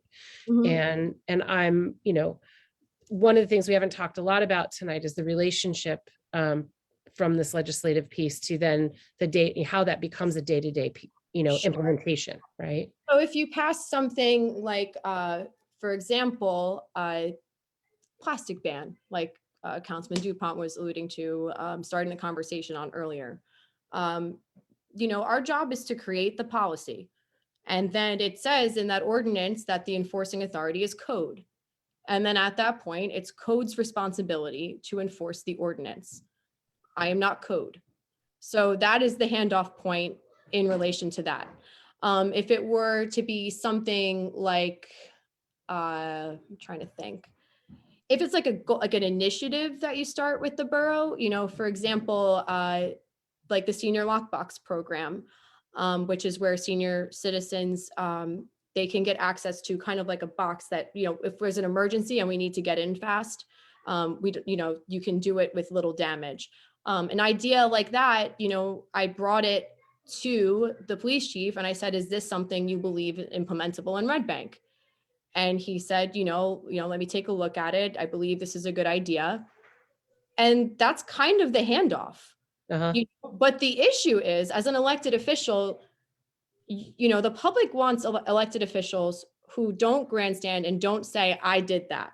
That's me, I did that. And I agree, there's a lot of people that are involved in any step taken in the borough, right? Professionals, your electeds, your residents who even come forward with ideas. Sometimes it's a teamwork thing. But at the same time, when it comes to people asking me, like you're asking me, what's your greatest accomplishment? Well, how do I say that without saying, well, it's mine, it's everyone's, but I could start rattling off the things around the town that when I take a walk, I'm really proud that I was a part of them. Like every time I see a water refill station, I'm like, hey, I was a part of that. And that's really cool. That makes me happy. Or, when I see, different things in town, like traffic safety calming measures, or, when I see businesses opening that are, friends of mine and they chose to open in Red Bank, there's things that when I see them in person, they give me that little bit of feeling inside of happiness where I'm like, I was a part of that. And that's really nice. And I think that's when you really accomplished something. Again, the point of asking that was to say, like, something that came with passion, that you didn't have to muster up extra, inspiration to move through, right? Yeah. Because I think, and certainly as folks that are following this know, we've also been interviewing, folks who work or manage parts of the borough. And so we're building a much bigger picture of what implementation looks like, right? So not just this piece on paper that says there's this policy that's been put in place or we're legislating something, but how does that impact the people around us, right? Like, rec programs or things like that, right? Like big stuff that that's all you know about if you're not paying attention to Borough Hall itself. And so, the delivery piece, I think, is the efficacy of going from legislation to something that's implemented and making sure that the leadership, whether that's BA leadership or the department heads, through the BA, are able to say, okay, this is what's happening in Red Bank now, whatever the case may be.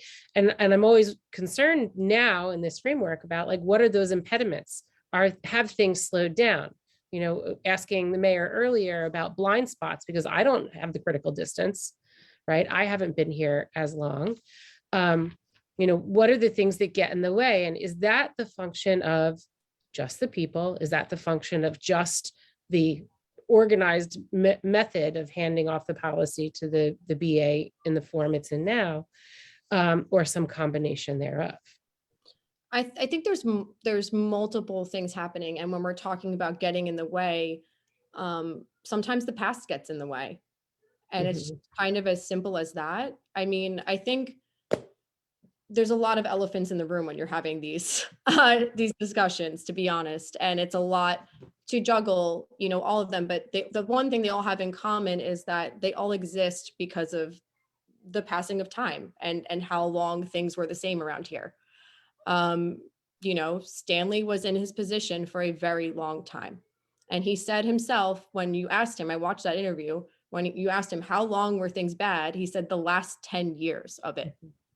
That's a long time. That's a decade. So, when he leaves, those problems and maybe those issues that he even said himself were evident to him, they don't just go away. You could bring in the best BA or whoever professionals, but there's a lot of sweeping up to do after that. And it's kind of like, every time somebody picks up a stone, they find something else that needs to be fixed. And I remember when Z first came in, that was a lot of his experience when he first got here, was just one thing after the other, just being overturned and being like, whoa, like, what is this? And what is this? And what is this? So, there's a lot to be said there about, what gets in the way. That's a big thing, getting in the way. I hope that answers part of getting the way. No, I appreciate that. No, and because here's, something that's, I think, hard for us to wrap our heads around, and this is more just a statement than anything, is that we're having conversations now that have like a 5-year impact, a 10-year impact, a 50-year impact, right? And plastic bags, right? Like, that's a 50-year impact thing, right? Transit Village is a 50-year impact thing. But there's a lot of things that are just like this week, and this week then turns into the 5 years and the 10 years and whatever. I just, like middle management, man, like the less of it, the clearer the message is going through. It's like a bad case of telephone, I guess. Right. That's really all I have right now. I'm listening, actually digesting a lot of what you talked about with the other commissioners earlier. Thank you. You're welcome. Chair? I think the only thing that, no, I'll see what I think the chair might have questions. Then I'll just, if there's anything left uncovered, I'll say after that. So. Okay, well, thank you. Good evening, Council President. Hello, Nice to see you. Nancy. Hey. Nice to see you in this capacity. Everyone has asked really good questions, so it doesn't leave me that much to ask. But one thing that Z had mentioned was that he had a borough that was basically analog, that he had to bring digital.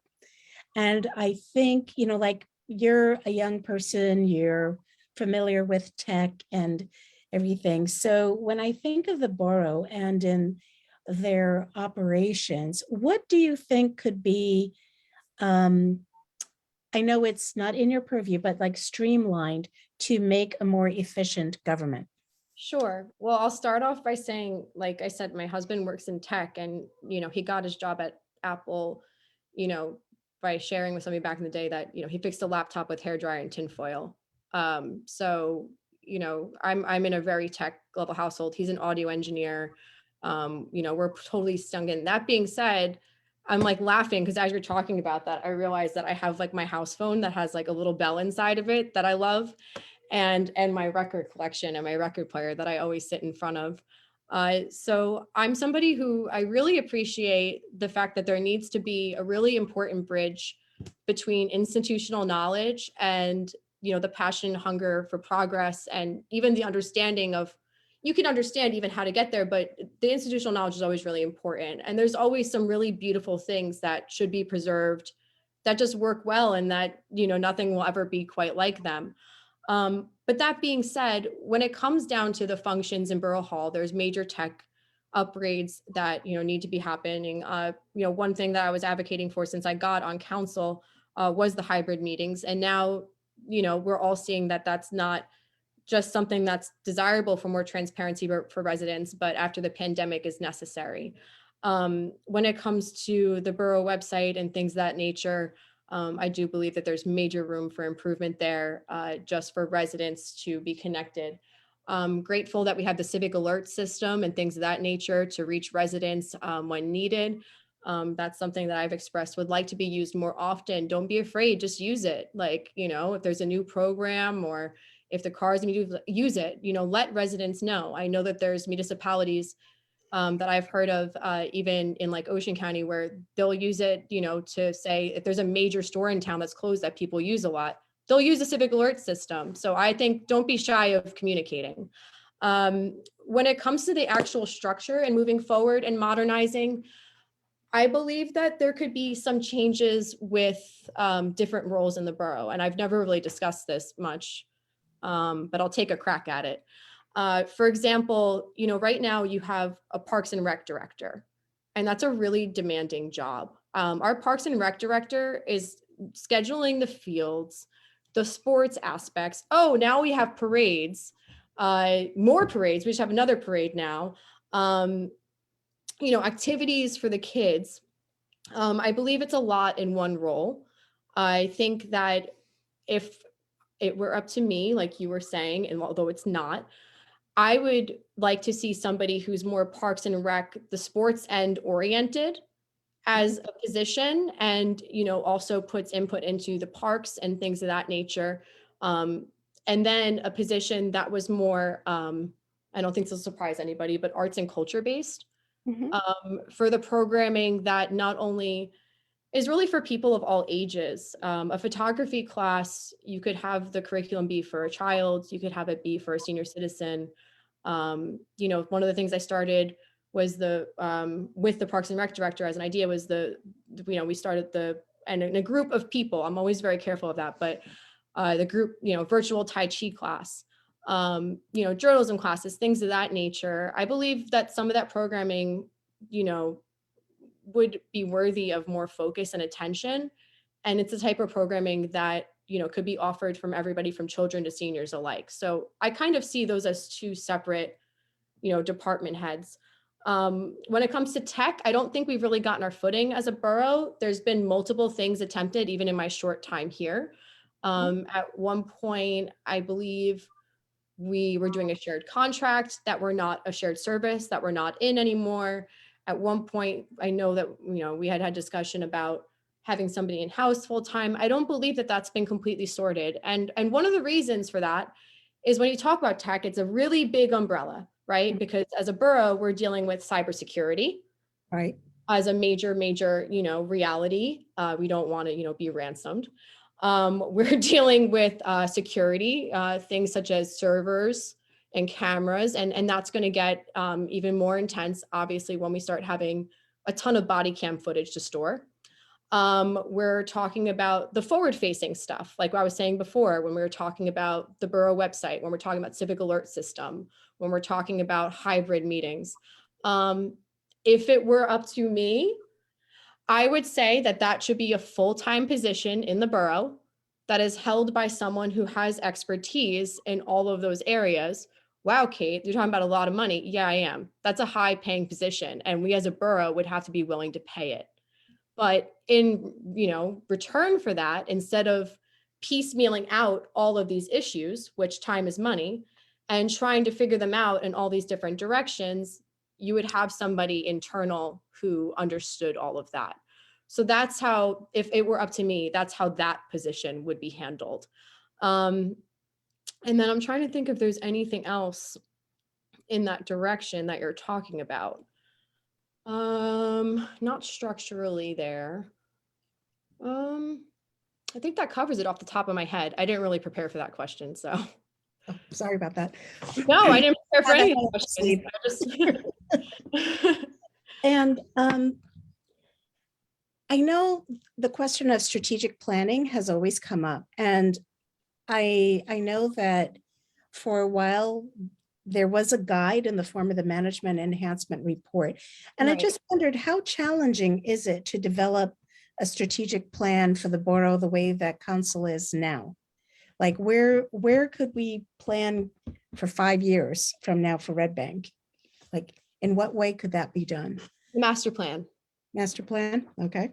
The master plan. And I hope everybody listening to this realizes how important it is for us to nail that.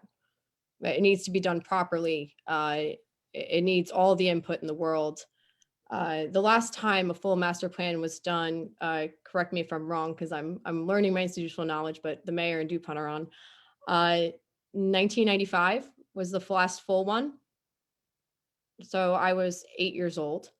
And then ever since then, a revision or a re-examination report is acceptable to submit. I'm just going to be candid. I read the last re-examination report. There's really nothing in there it's really nothing. It's not what a holistic master plan will provide the borough. Right.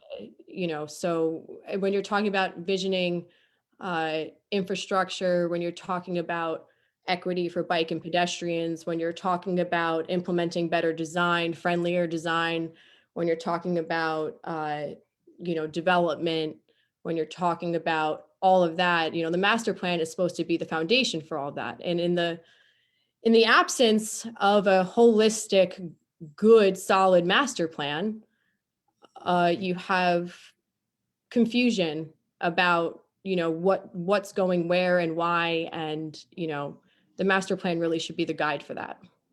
I see. Thank you. One more question.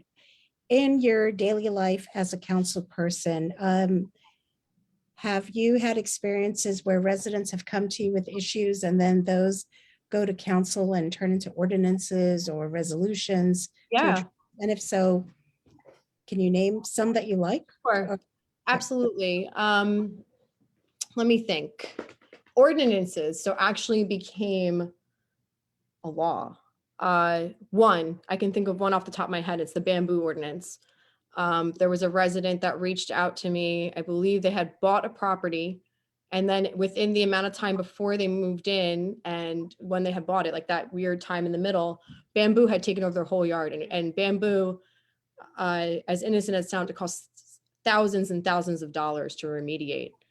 And then there was this, back and forth legally of who was responsible and this and that and the other thing. And they reached out to me with just that, asking if there was anything we could do to help. And then I reached out to our borough attorney and I said, have you heard of any ordinances that, could prevent this, that actually, puts the responsibility of whatever party it's, moving into that yard from, if the ordinance could have in it, like if you plant this, it has to go into a concrete planter in the ground, to make sure it doesn't spread, things of that nature. And he actually had been working on one for another municipality. It was a newer type of ordinance, but he had actually just done one. So then we were able to take that and adapt it for Red Bank, and it's now an ordinance in Red Bank. Another one was somebody was talking to me about fill, like clean soil fill, like what you fill the ground with if you do construction, things of that nature. And somebody was concerned about like making sure the dirt that's being trucked in doesn't have contaminants in it, to put it, simply. And then I had that kind of in the back of my head. And then I heard of the DEP's Guard Your Backyard program. And I helped, craft with our borough attorney with sample language from the DEP, an ordinance that prevents contaminated fill from being brought into Red Bank for construction projects. That was another one that kind of was started by a conversation with a resident and ended with an ordinance. Other ones kind of ended in resolutions. Other ones ended with just action, just with connecting them to a department head with the information necessary, or the little things like, Mark and Councilman Dubois, they would know, connecting people just to the resources that they need, like whether it be JCP&L or the Shade Tree Commission, just, helping with all the little stuff that, is right in front of your door. Great. Well, what about training? Like, did you ever get a guide when you became a council? Like, these are the rules that you have to follow? No. So that's a really good question, because, to be on the zoning board, I had to go to training. Myself, Councilman Yngstrom, Councilman, Ziprich, Councilman Horgan, all the council people that served on the RDA, we all, had to go to training at Rutgers, for all these things. For council, you don't have any mandatory training like those positions. I'll say that why I felt comfortable and confident to serve was that I had been attending meetings regularly for 4 years, which doesn't sound like much, but that's actually not normal for somebody who runs for office to have been engaged like that. And so I got a good feel for it. And then I guess from having served on the Environmental Commission as the chair, which you have now experience in, and serving on the zoning board. And then funny enough, the person who swore me into office, John Wisniewski, when I got sworn in, he gifted me a book named it's the Municipal Government Desk Book. And that has everything in it. It has the definitions for everything that we're dealing with, from the forms of government to Open Public Meetings Act to, every municipal law definition that is necessary to serve. I didn't realize what a generous gift it was until I looked it up on the internet, and the book costs like $275. And if you ask me, I think that this book should be given to every single person the second that they're elected to office. I think it's an educational textbook on municipal government. Why is it costing so much money? Why is it a barrier to reading, your about your laws for municipal government? So that really helped me understand, everything from all the different agencies and what powers they have to the meetings, what, the quorums, all of those things were in that book. So that was probably the best gift ever given to me. Oh, great. Okay, well, I'll end on that. I want to thank you for taking the time to come and talk with us about our former government. I do appreciate that. Absolutely.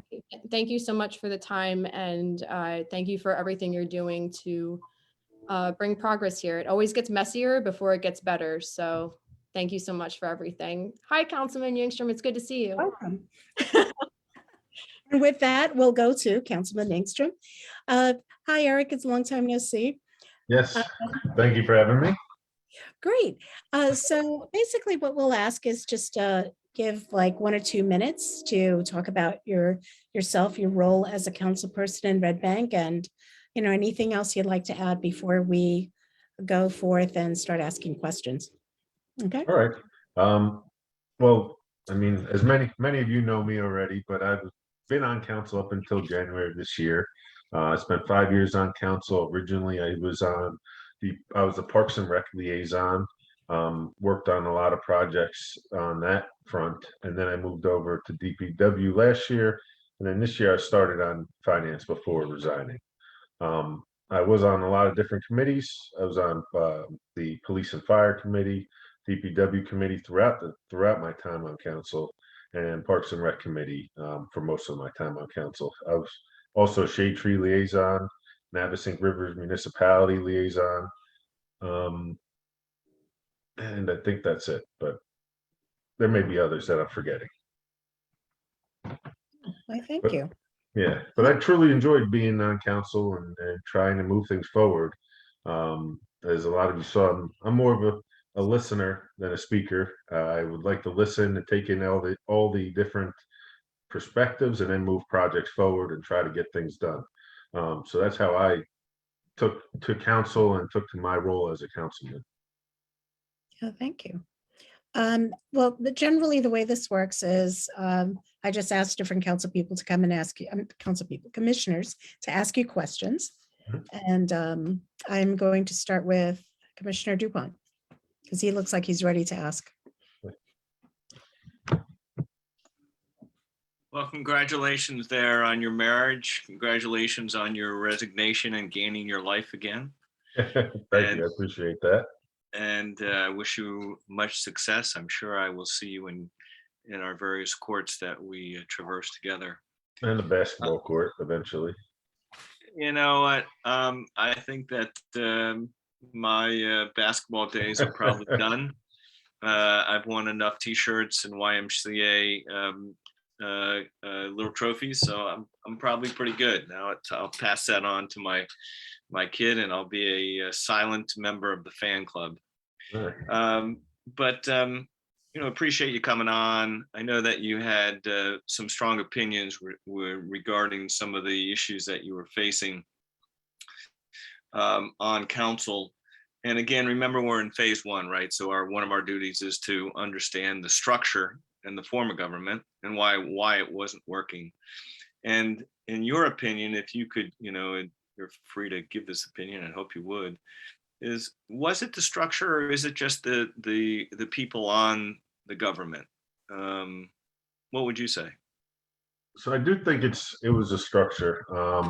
I do think the breaking out into different committees formed little fiefdoms and little like siloed people. I don't think necessarily. I think we're elected to be a council person for all of the committees, all of the departments. The breaking down into 3 council people on a specific committee really just, it leads us towards being the pseudo department head, the pseudo Parks and Rec department head, and I don't think that's our nature. That's where we should be going. I think the council should set policy, so you should talk about policy, and then they should have the department heads implement that policy. When you have a department head, when you have a liaison for, say, I was Parks and Rec for 4 years or 3 years, it kind of becomes that, like, Charlie or whoever was the Parks and Rec director starts looking to me or someone else rather than looking to their business administrator or the BA. So I do think that the form of government with our committees led to the siloing and the each council person having their own specialized area where they really thought that they were the department head. Really. Would the rotation or the mandatory rotation of committees assist that? I mean, for example, I was on finance committee for 9 years. I was a chair, but I never viewed my liaison to the BEC committee as in any way that I was a department head for finance. And I always went to Stanley Sickles, the borough administrator, if I had problems. I did not go to the department head. And so, part of it seems to be, and I know that you had made a comment when you resigned, that the personalities were posing problems. And is that because, as the mayor said, because it's one party, or is it because it's just controlled by a few, or is it the structure of the government? So I do think it's controlled by few. That leads to that. I do also think the form of government that we have with these committees leads to this type of, oh, this is my department, or this is my committee, and I want to stay there and become basically the department head. I agree with you. When I was Parks and Rec, I would talk to Charlie, but I wouldn't be the decision maker. I would go to Stanley, or then I would go to Z. And I don't think that's how a lot of the council people while I was on viewed it. And Yeah, because it seemed like the chain of command broke down. Yes, without a doubt, 100%. And was that because of the form of government, or it was because of the people? So I think it's a little of both. The people, I think, eventually got to their ego and they wanted to be that department head, but also the form of government has, I think we need a strong administrator, one strong administrator that can basically run the show and go down to the department heads. I think that's a very important step moving forward, because then you won't have those individual silos that the departments start to fall into. Yeah, and that seems to cause just malaise within government. Nothing gets done. And it is apparent that that's happening. And one of the things I know in 2018, when the report was generated by the management company, one of the things said was, obviously and you enacted it, was the enactment of an ordinance which gave the borough administrators some additional powers. But I guess from your perspective, and you've had a few years as a council person, and you know what it is to run for election and how difficult it is on one's life as well as family. Do you think that our election should be staggered, or do you say, hey, listen, you know what? Every 2 year or every year, someone's got to be held accountable? I think they should be staggered. I don't think it's good for the town and for the divisiveness of the town to have elections every year. I think it should be, it just brings up the same arguments every year, the same divisiveness. I think it should be, I personally would like every either 3 or 5 years that the whole slate to run. I think that would give the slate some time to get things done, move their projects forward, and then bring in a new. And then if they're not doing a good job, they get called to the carpet and Yeah, they lose. and it takes a while to enact a policy. It takes a while to actually get something done. I guess if we staggered the elections, would you and your wife want to move back to the hippest town in New Jersey? No? We think about it. Okay. And then, I do want to get your opinion on the nonpartisan. You had mentioned that it's controlled by a few. Do you think that nonpartisan would allow more voices to be entertained? Yes. Yeah, I do. And do you believe that currently there are voices that are shut out? Yep. Yes.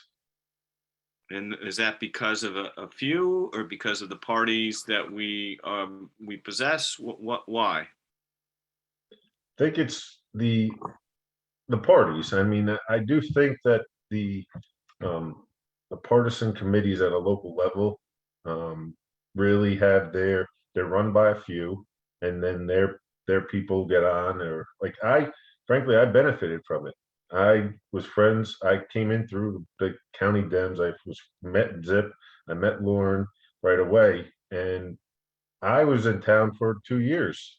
And why should I get that line over Ben, who's been in town and on the Board of Ed for that long? So I benefited from it.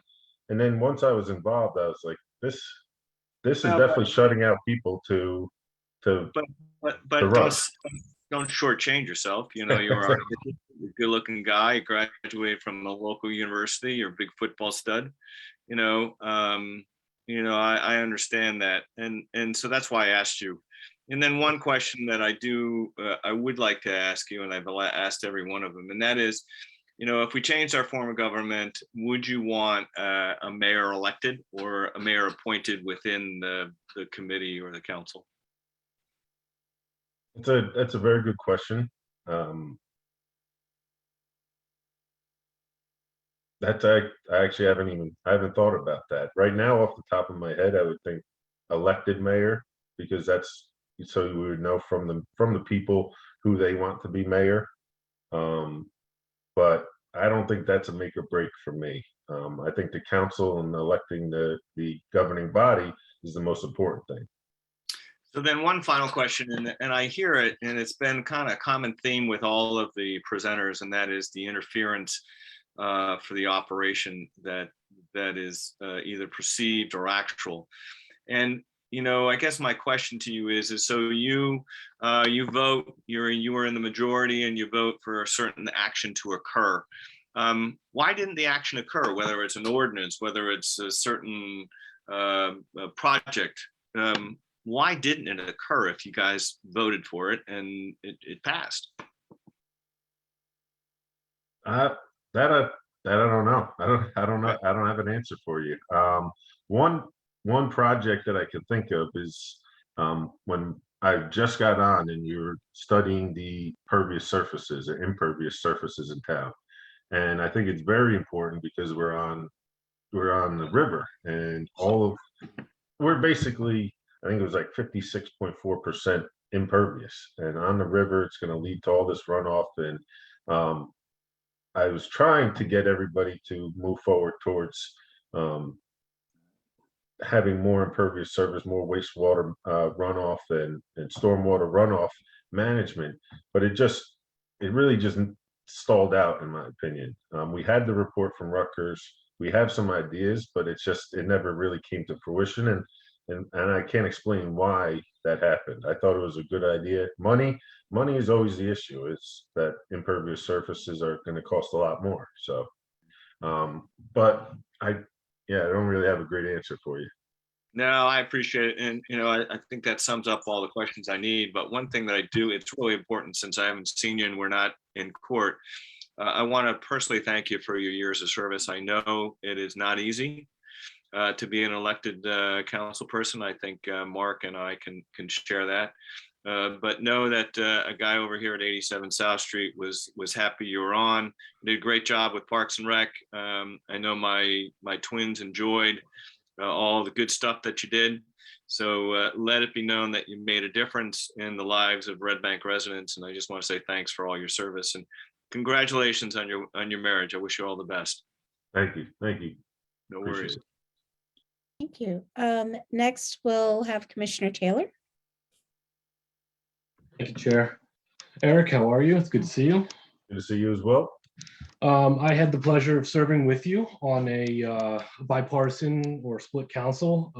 I don't think this is a shock to you, but I always respected you, and I thought we were, for lawyers, we seem to listen more than we talked, which is a rarity, and we like to get opinion and information and then make decisions, and I always respected that about you as well. It's funny, I've been, circling this concept for years myself individually and now serving on this commission. I don't know why it didn't even strike me that the committees themselves were so structurally important into creating those silos and creating some of the dysfunction that we've seen. You really kind of opened my eyes with that statement. And one thing that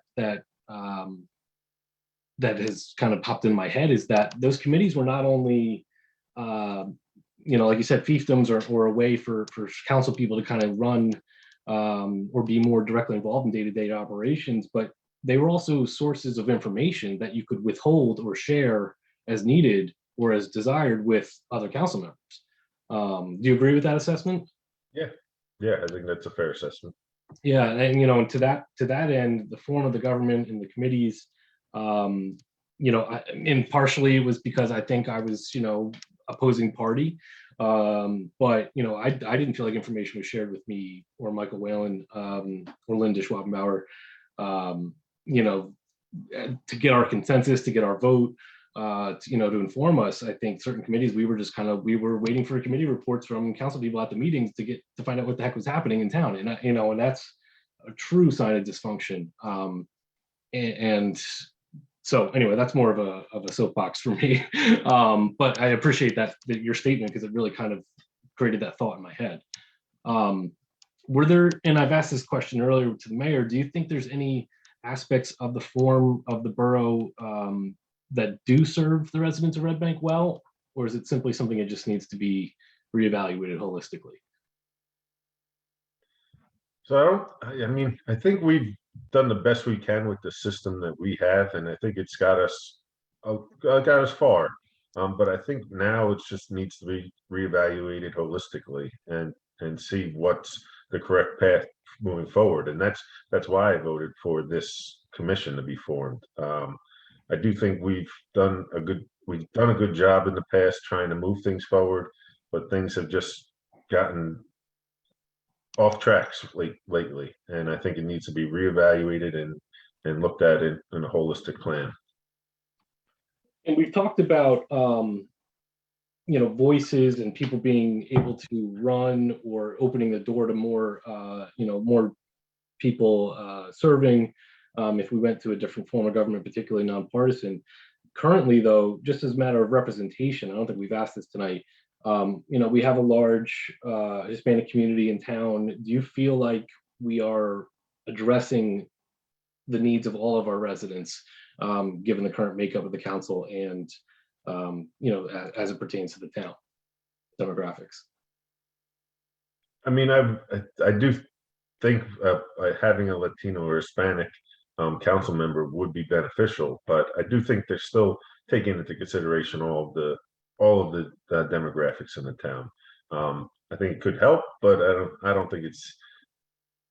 I don't think they're not taking into consideration the Latino community or the African American community. I think everybody's being taken into consideration. So I don't think that's an issue. Do you think that would be more impactful if we were to hire employees, and as opposed to a council member who's serving a shorter term? As like we hired Oscar into Parks and Rec as the first bilingual employee in the borough's history, and that just happened like within the last 5 years. How are we living in the modern age, and that's Red Bank's kind of playing catch up.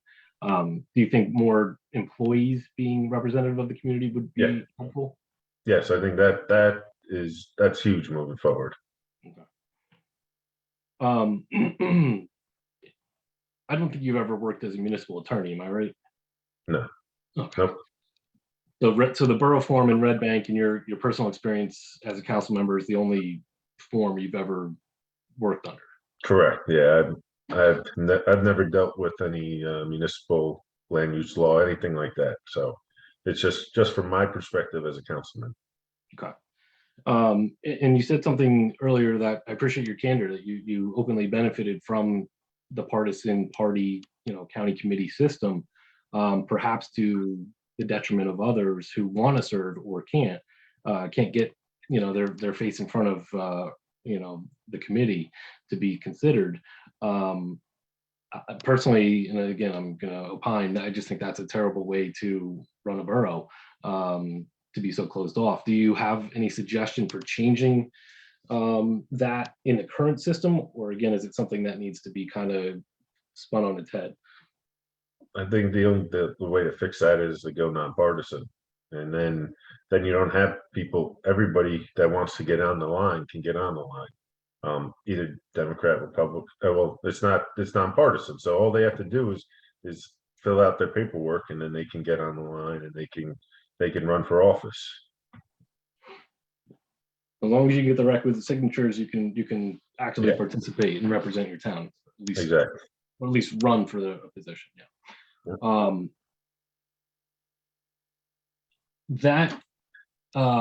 The management enhancement report came out in May of 2018, and it's often been referred to, and it was referred to at the time as a roadmap, and referred to that tonight, and that was kind of how we viewed it.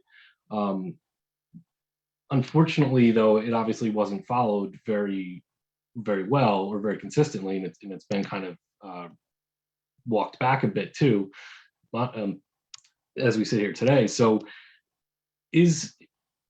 is there a strategic vision? Did you feel like the council had a plan for what was happening, or was it kind of just a year-to-year plan to see who was going to get elected the next cycle? So I thought that the management enhancement report was going to be our plan moving forward to fix a lot of things in Borough Hall. We tried to implement a lot of those suggestions. I thought we did a decent job of getting things done and moving it forward, but then it has been rolled back a lot. So I do think that was my plan, and I think a few of my council members' plan is to try to fix it, listen to the experts, listen to the people that are viewing our Borough Hall from outside, that come in with no knowledge of what's going on, and are looking at it from a objective perspective. And I thought that based on that report, there was a lot of issues we had to fix, and moving forward to try to do that, I thought that was my plan moving forward, or a few of our plans, but it has been rolled back recently. Do you think the council lacks objectivity. That's the word you just used. Is that something that, we get too focused in on our committees or, our roles and lose sight of the representation of the town as a whole? And I don't necessarily, you may not be able to speak to that as that's not your approach, but do you think that's something that's occurring? I don't know. I think everybody's actually, I don't know. I don't know if that's how other people are viewing it. The objective nature was just what I meant was just an outside group that has no strings to Red Bank coming in and looking at it. Everybody that's involved is always going to have their own subjective approach to everything, but so I don't know. I don't know if that's how things are run right now. I wouldn't say. Yeah, it's a very good question, but I don't have an answer for you. Sometimes the best questions are the ones you can't answer, right? Exactly. Okay. Yeah, I just, like I said, your early comments kind of have got my wheels spinning, and I'm not sure I'm asking the best questions, but I'm my gears are going. So, Chair, if you want to go on to somebody else, I'll turn it back over. Okay, thank you, Commissioner Taylor. Next, we'll have Commissioner Okeson. Thank you, Chair. Hi, Eric. Thank you for joining us. I guess I put up with all this, right? In your resignation letter, and I'm using this because there was a very concrete example. You pointed to Bellhaven as an example of good government, and I just kind of use that as a point to talk about those aspects in how many places of borough machinations that touched. By my count, that's Parks and Rec, that's the director, that's the BA, that's also council, because you had to appropriate funds. There were grants for this, right? So there's many moving parts just to that project. Do you okay. EC, yeah. I mean, that to me, that's my favorite project that I've worked on, because there was it stalled out on a different plan. We brought everybody together. Mark, I believe you were on the Parks and Rec committee with me at the time, and we brought everybody together to get a plan that everybody liked and everybody loved to move forward. And we brought in every group, the residents that live right next to Bellhaven, across the street from Bellhaven, and we got everybody's input. And then we eventually came to a plan, which, I mean, I love it, what it looks like down there. And I'm very proud of that. So I do think for me, that's how I envision local government working, is bringing in all the different groups and having their input, and then coming to a goal that everybody can agree on. Mm-hmm. And if any one of those things went off the rails, we wouldn't have the park ostensibly, or maybe not yet, right? But yeah. So considering all those machinations, and I remember, and I was one of the people that sat in the room, and then it was have an idea, seeing what was going on. It was super cool to be a resident and be part of that process, which is a nice benefit of our small town, right? We can all be involved on some level. But there were some setbacks. And I'm wondering if those setbacks, and again, I'm trying to use this as an example of perhaps something larger, just because of how many moving parts there are. If those setbacks happen, were they because of the people that were around the table, the people in council chambers, or and because I remember it coming up into an election year, and so this is sort of that political, the crux, right, the crossroads between political and actually the legislative piece. How did you stay the course through that? And how do we see a system that moves in the direction of saying this is what good government is, right? I'll use that as we'll call that the good government example, right? So we stayed the path on this even before, as we're coming up to the election, because we've we've already did the legwork with having all the groups involved and having everything, having all the meetings, having the different input meetings with the EC and with the individuals and everything. So I didn't feel like we needed to, coming up to the election, need to differ from that path at all. I thought it was the right project for the right time and for the right place. So I thought that I didn't think anything needed to be changed with how we were doing it or how we were moving forward. Did you feel any pressure to talk about, like, to not focus on it because of the cost? I remember, that being a challenge at the time. Yeah, that was an issue, but we felt strongly about it. I felt strongly about getting that project done, getting it's not a huge park, but it's still a park on down on the river on the west side. So I felt strongly about it, and I wanted just to keep the momentum going and keep the path going, so we didn't get derailed on it. And that was just really just sticking through, even if something came up about spending too much money to get this done, or a tree coming down. There were issues that popped up throughout the whole process, but we felt that we moved the project forward with the best intentions and with everybody's input that we can get into it. We let everybody speak on it. And once we had all the input, then and it was open to the public, all the meetings were public. So that's helpful because everybody gets to say their piece. And they understand that we're listening. We may not be able to implement this project or this part of the project, but we still listened, and we listened and didn't blow them off. We let everybody speak as long as they wanted to. So I thought that was a way that I didn't need to change that for an election or anything like that. And did some of this implementation happen under the stronger BA ordinance? Yes, the building of it, I believe, the implementing it happened under the strong BA ordinance, I believe. I could be wrong, but that's what I think, because I remember we finished it with Z and getting the project done, because we had the vision, we had the plan, and we wanted to get it done. So I do think it was with the strong BA, but I'm not positive. And so communication legislatively, like you were much more in a liaison role during that. There wasn't, perhaps as much happening on council.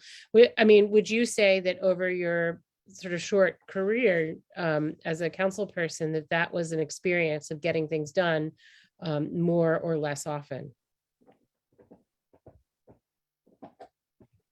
I think probably about half and half. There were some projects, another project, and it's not the most, it's not the highest project in the borough, but getting the bathroom built over on the East Side Parks. We met with all the residents over there. We got their buy-in. We actually changed the way that the bathroom was going to be configured because of what they said to us. And I think a lot of these projects and governing is all about meeting with the residents and the people that are going to be affected by this. So I believe we had 2 meetings. I went to a couple of houses with residents to talk about this plan, and they all bought in. And now we have a nice park over there with great fence and nice bathrooms. Like, we don't have the porta potty there anymore. So I do think that is the way, in my opinion, to move things forward, is to have open and transparent meetings and to really take in the input from all the residents that are going to be affected by this. Was your political affiliation ever the most important thing when you were doing that work? No.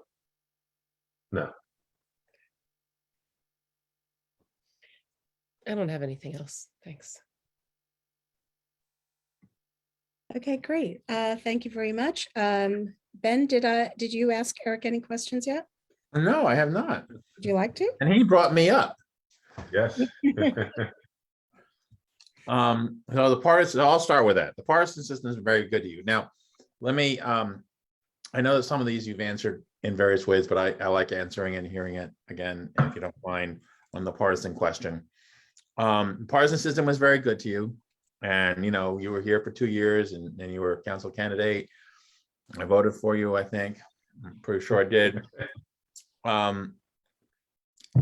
It seems quite remarkable to me, and I said the same thing to the council president earlier. And I think the mayor, that here we are, you know, party, good Democrats, we go to the parties, the actual parties at headquarters. And, you know, everything seems to be so good and fine, nice democratic town. And then you vote for a process, which I'm glad you did, but you vote for a process that could be in the end to partisan politics, in the sense that, you know, the parties get picked, you know, the candidates like you get picked by the committee and the chair, you know. It's just quite a remarkable turnaround. Can you give me an idea of what went through your head on, you know, and then I guess the four of you voted for that, and why you voted for such a big change, you know, and kind of more on a personal level, and what happened and then your thinking process? I just saw that during my time there, that a lot of people that would be great council people were getting passed up on. And they should have that opportunity to run for office and put their name out there. And right now, the way the system is just never, that's not going to happen. You have to really know somebody to get the line and to become a potential council person. There's a lot of people into the town, a lot of really smart people, good people, wholesome, civil people that should be on council and get passed up on because they're not in the in crowd. And I saw that over my 5 years, and then eventually it just got to a point where I said that this has to stop. This is what's dividing our town so much, what's making every council meeting so divisive, what's really causing a lot of issues between neighbors. I mean, this is local politics. I mean, I don't think that having a D or R next to your name is necessarily what local politics should be about. It's about plowing streets, it's about paving roads, it's about picking up your trash, it's about getting things done locally.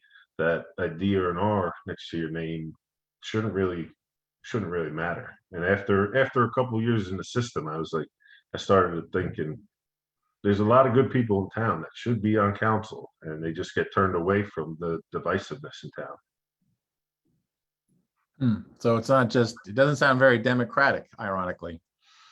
Sorry for the editorial remark there, but okay. We're obviously wrestling with the whole question of nonpartisanship, and Yeah. Okay, so the next thing is political process. Now, you kind of hinted at this, maybe actually said it, but it seems to me, I just wanted to hear your answer on it again. How often, and did it happen where the political process or decision making at the council level, because you were a councilman, was sort of tainted by party considerations, like, you know, Eric, you got to do this because, you know, you're a good Democrat and we need you to do this. I mean, did the whole partisan thing affect decision making at the council level? I think it's always in the back of your head, because you may want to run for re-election. But for me, I don't think it really had that much influence in the way I voted. I just wanted to move things forward and get good projects done. But it's in the back of your head. You know that you may get primary, you may not get the line the next time. And if you want to stay on council, there's things that you're thinking about, but really I always voted on with the best interest in the town. And if I lost the election, I lost the election. But I would always vote for the best interest of the town. Thank you for that. Now, I've read the report several times, the infamous management report, and I agree with a lot of it in there, I guess. But I am, being a critical thinker, I don't necessarily accept it all as gospel per se. Sorry for that example, but so the other question I've asked the other members is that our other guest tonight is, in your experience as 5 years as a council member, were many of the things that were found in that report, them to be true firsthand because you were part of our government? There were a lot of things in there that I believe were true, especially when the report states that employees didn't know who to report to. I know Stanley brought that up, that over the last 10 years, and employees would be reporting to the council person rather than to Stanley, who was the boss. He was the BA, he's administrator.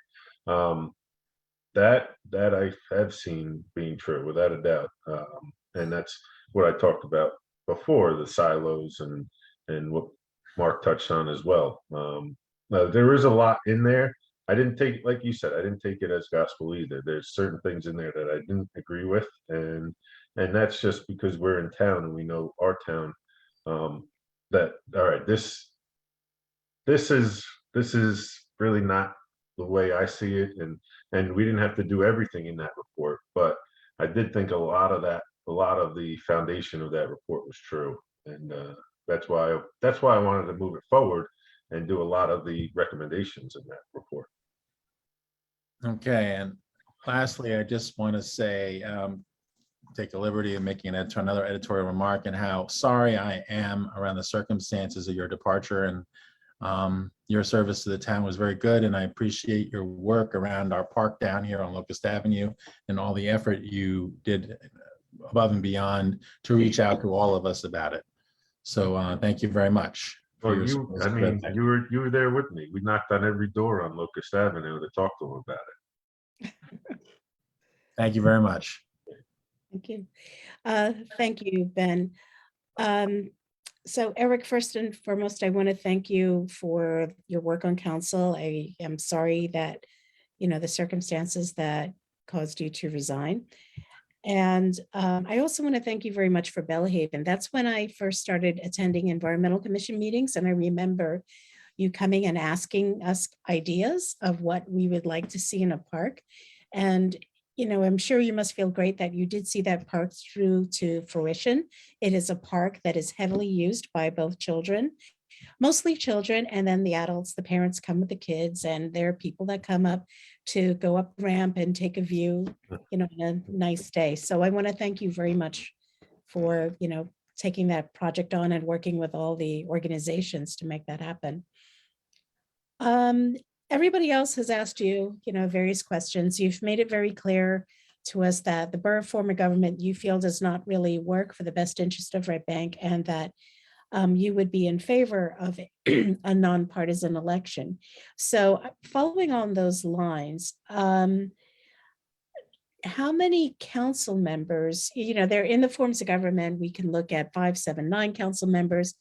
How many council members do you think, in your opinion, would Red Bank need in order to run? And this is just, your perfect world scenario. That's fine.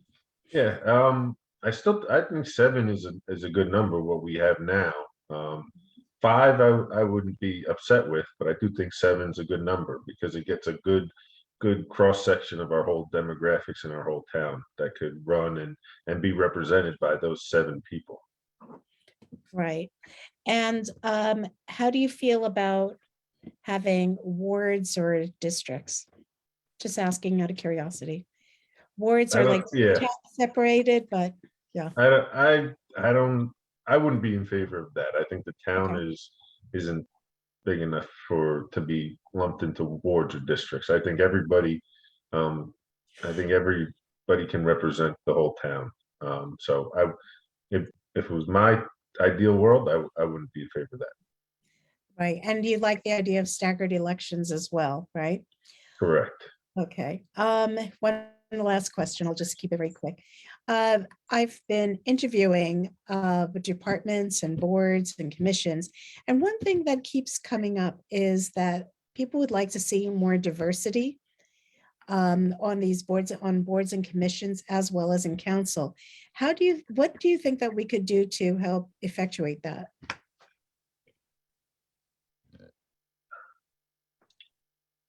I think it just has to be a buy-in from the council or the elected officials.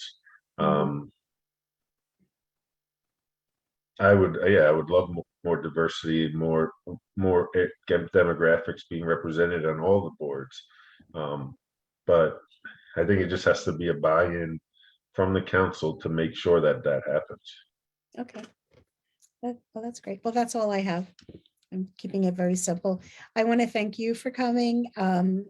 Congratulations on your marriage. And all the best to you. Thank I you. really appreciated getting to know you as a council person and, helping make Red Bank as great as it is. Councilwoman Triggiano, thank you very much for attending. And now we're going to move to the next part of our meeting, which is the update from our Charter Commission attorney. All right. I want to thank you all for serving on this commission.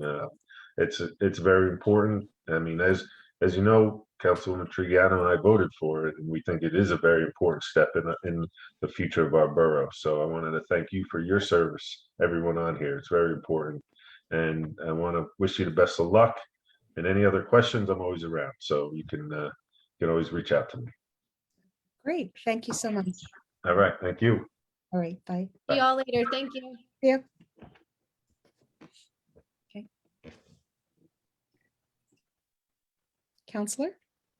All right, thank you, Chair, and good evening to everyone. Just a kind of a few logistical updates. I've been working with the chair and the vice chair to kind of plot out the next few meetings for the commission. The first is, as I mentioned at the last meeting, we have a special meeting contemplated for March 10th, which is next Thursday. We have Councilman Ballard confirmed to attend that evening, and we'll see if there are any other attendees that night, but we do have one councilman scheduled to attend, and that will be the last scheduled meeting for interviews here as part of the phase 1 process with current and recent elected officials on the governing body. And the intention is then on March 15th to wrap up phase 1 with a public comment session where members of the public will be invited to provide their feedback on the phase 1 findings. And for the commission's discussion, I think mixed into those two meetings would probably be a good time to report out on some of the subcommittee interviews that the commissioners have been having with the employees of the borough in pairs. And, I'll defer to the commission on kind of the structure or the timing of that, but that would certainly be within the phase 1 timeframe. I see Commissioner Forrest has his hand up. I do. Are you ready for a question, Counselor? Sure, anytime. Okay, so I don't want to assume anything. Have we invited Councilman Ziprich? Yes, Councilman Ziprich has been invited, and I believe the other remaining council member is Councilwoman Sturdivant, and both have been advised that the March 10th meeting is available for their attendance if they would like to join. Okay, but this is, they're not confirmed. Correct. Okay, thank you. You are welcome. And so the two remaining phase 1 meetings are again March 10th and March 15th.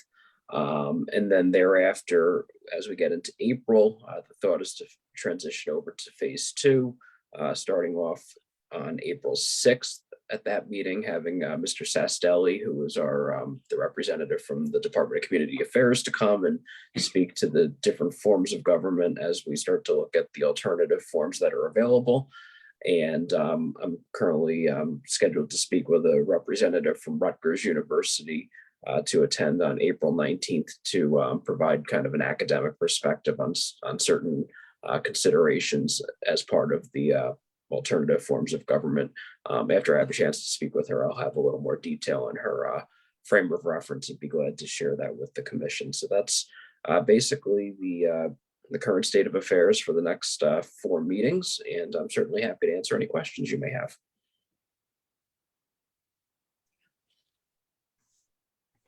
Does anybody have any questions? I do have one, I think. Did we invite former Councilman Hasem to testify or not? Yes, an invite was emailed to him because he was on council in the look back period that the council requested. And I take it he was unresponsive. Correct. Okay. I just want to make sure. Yeah, no, understood. Everybody's- Yeah, understood. The invites were sent to all those folks, and if anyone's watching this or alternatively here's otherwise, they're more than welcome to reach out to me, and we can get people scheduled for March 10th, which is that one remaining meeting for interviews. Oh, great.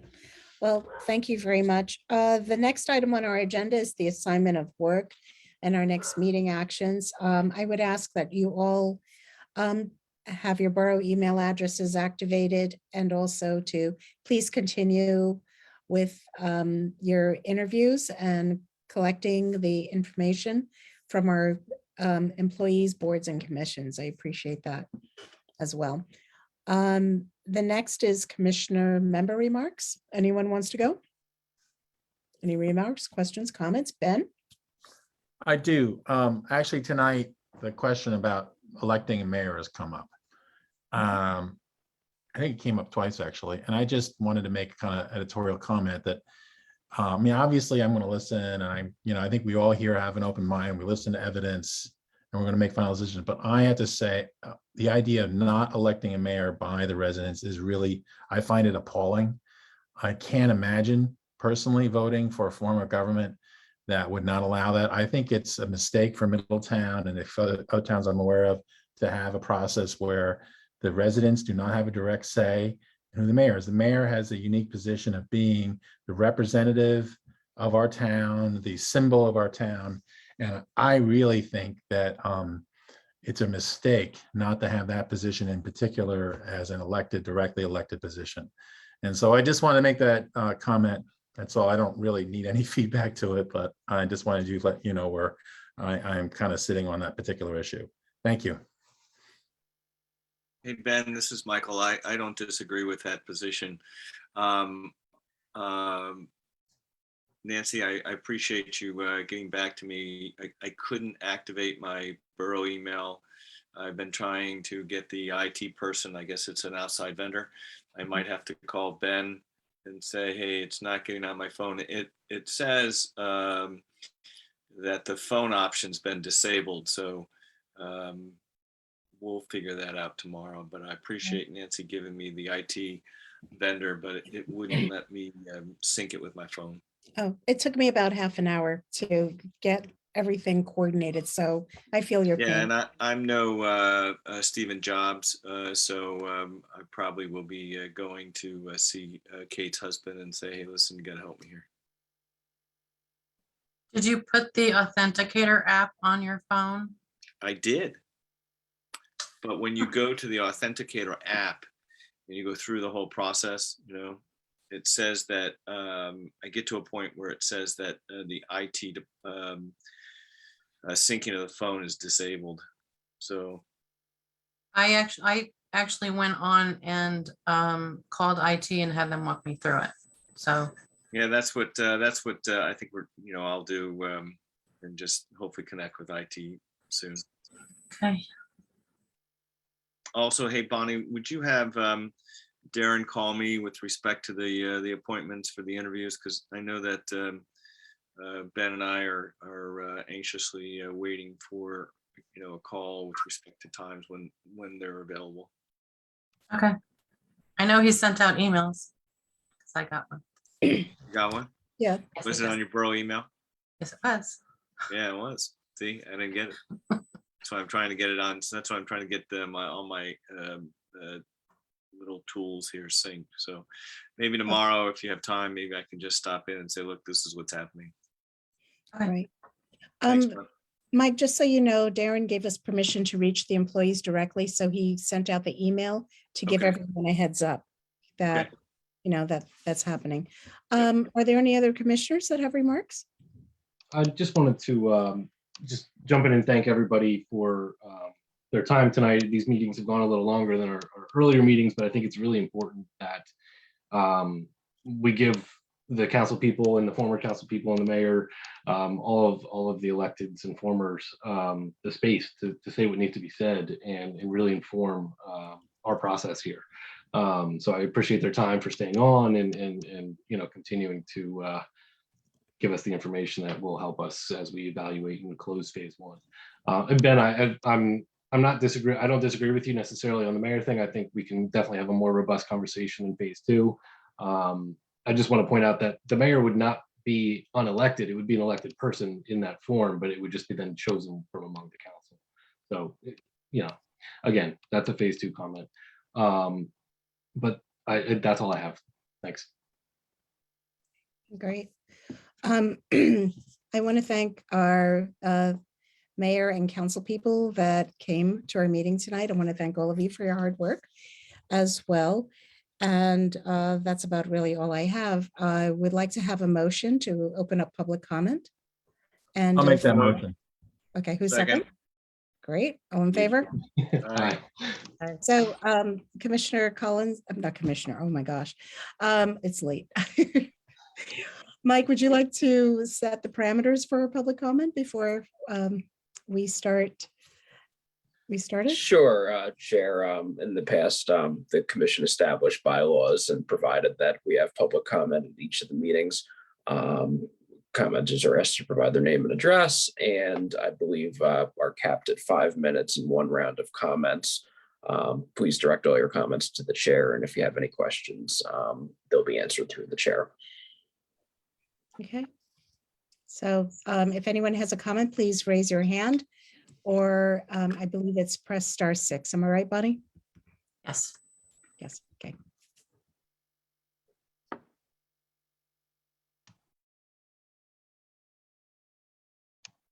No? Nope, Okay. nobody's raising their hand. Okay. Make a motion, Chair, to adjourn. Motion to close public comment? So moved. So moved. Second. Great. And now we, all in favor? Aye. Aye. Into adjourn? Motion. I'll Second. second that. Second? Okay. Thank you all for coming and have a good night. Good night. Good night. Aye. Good night, everybody. Good night.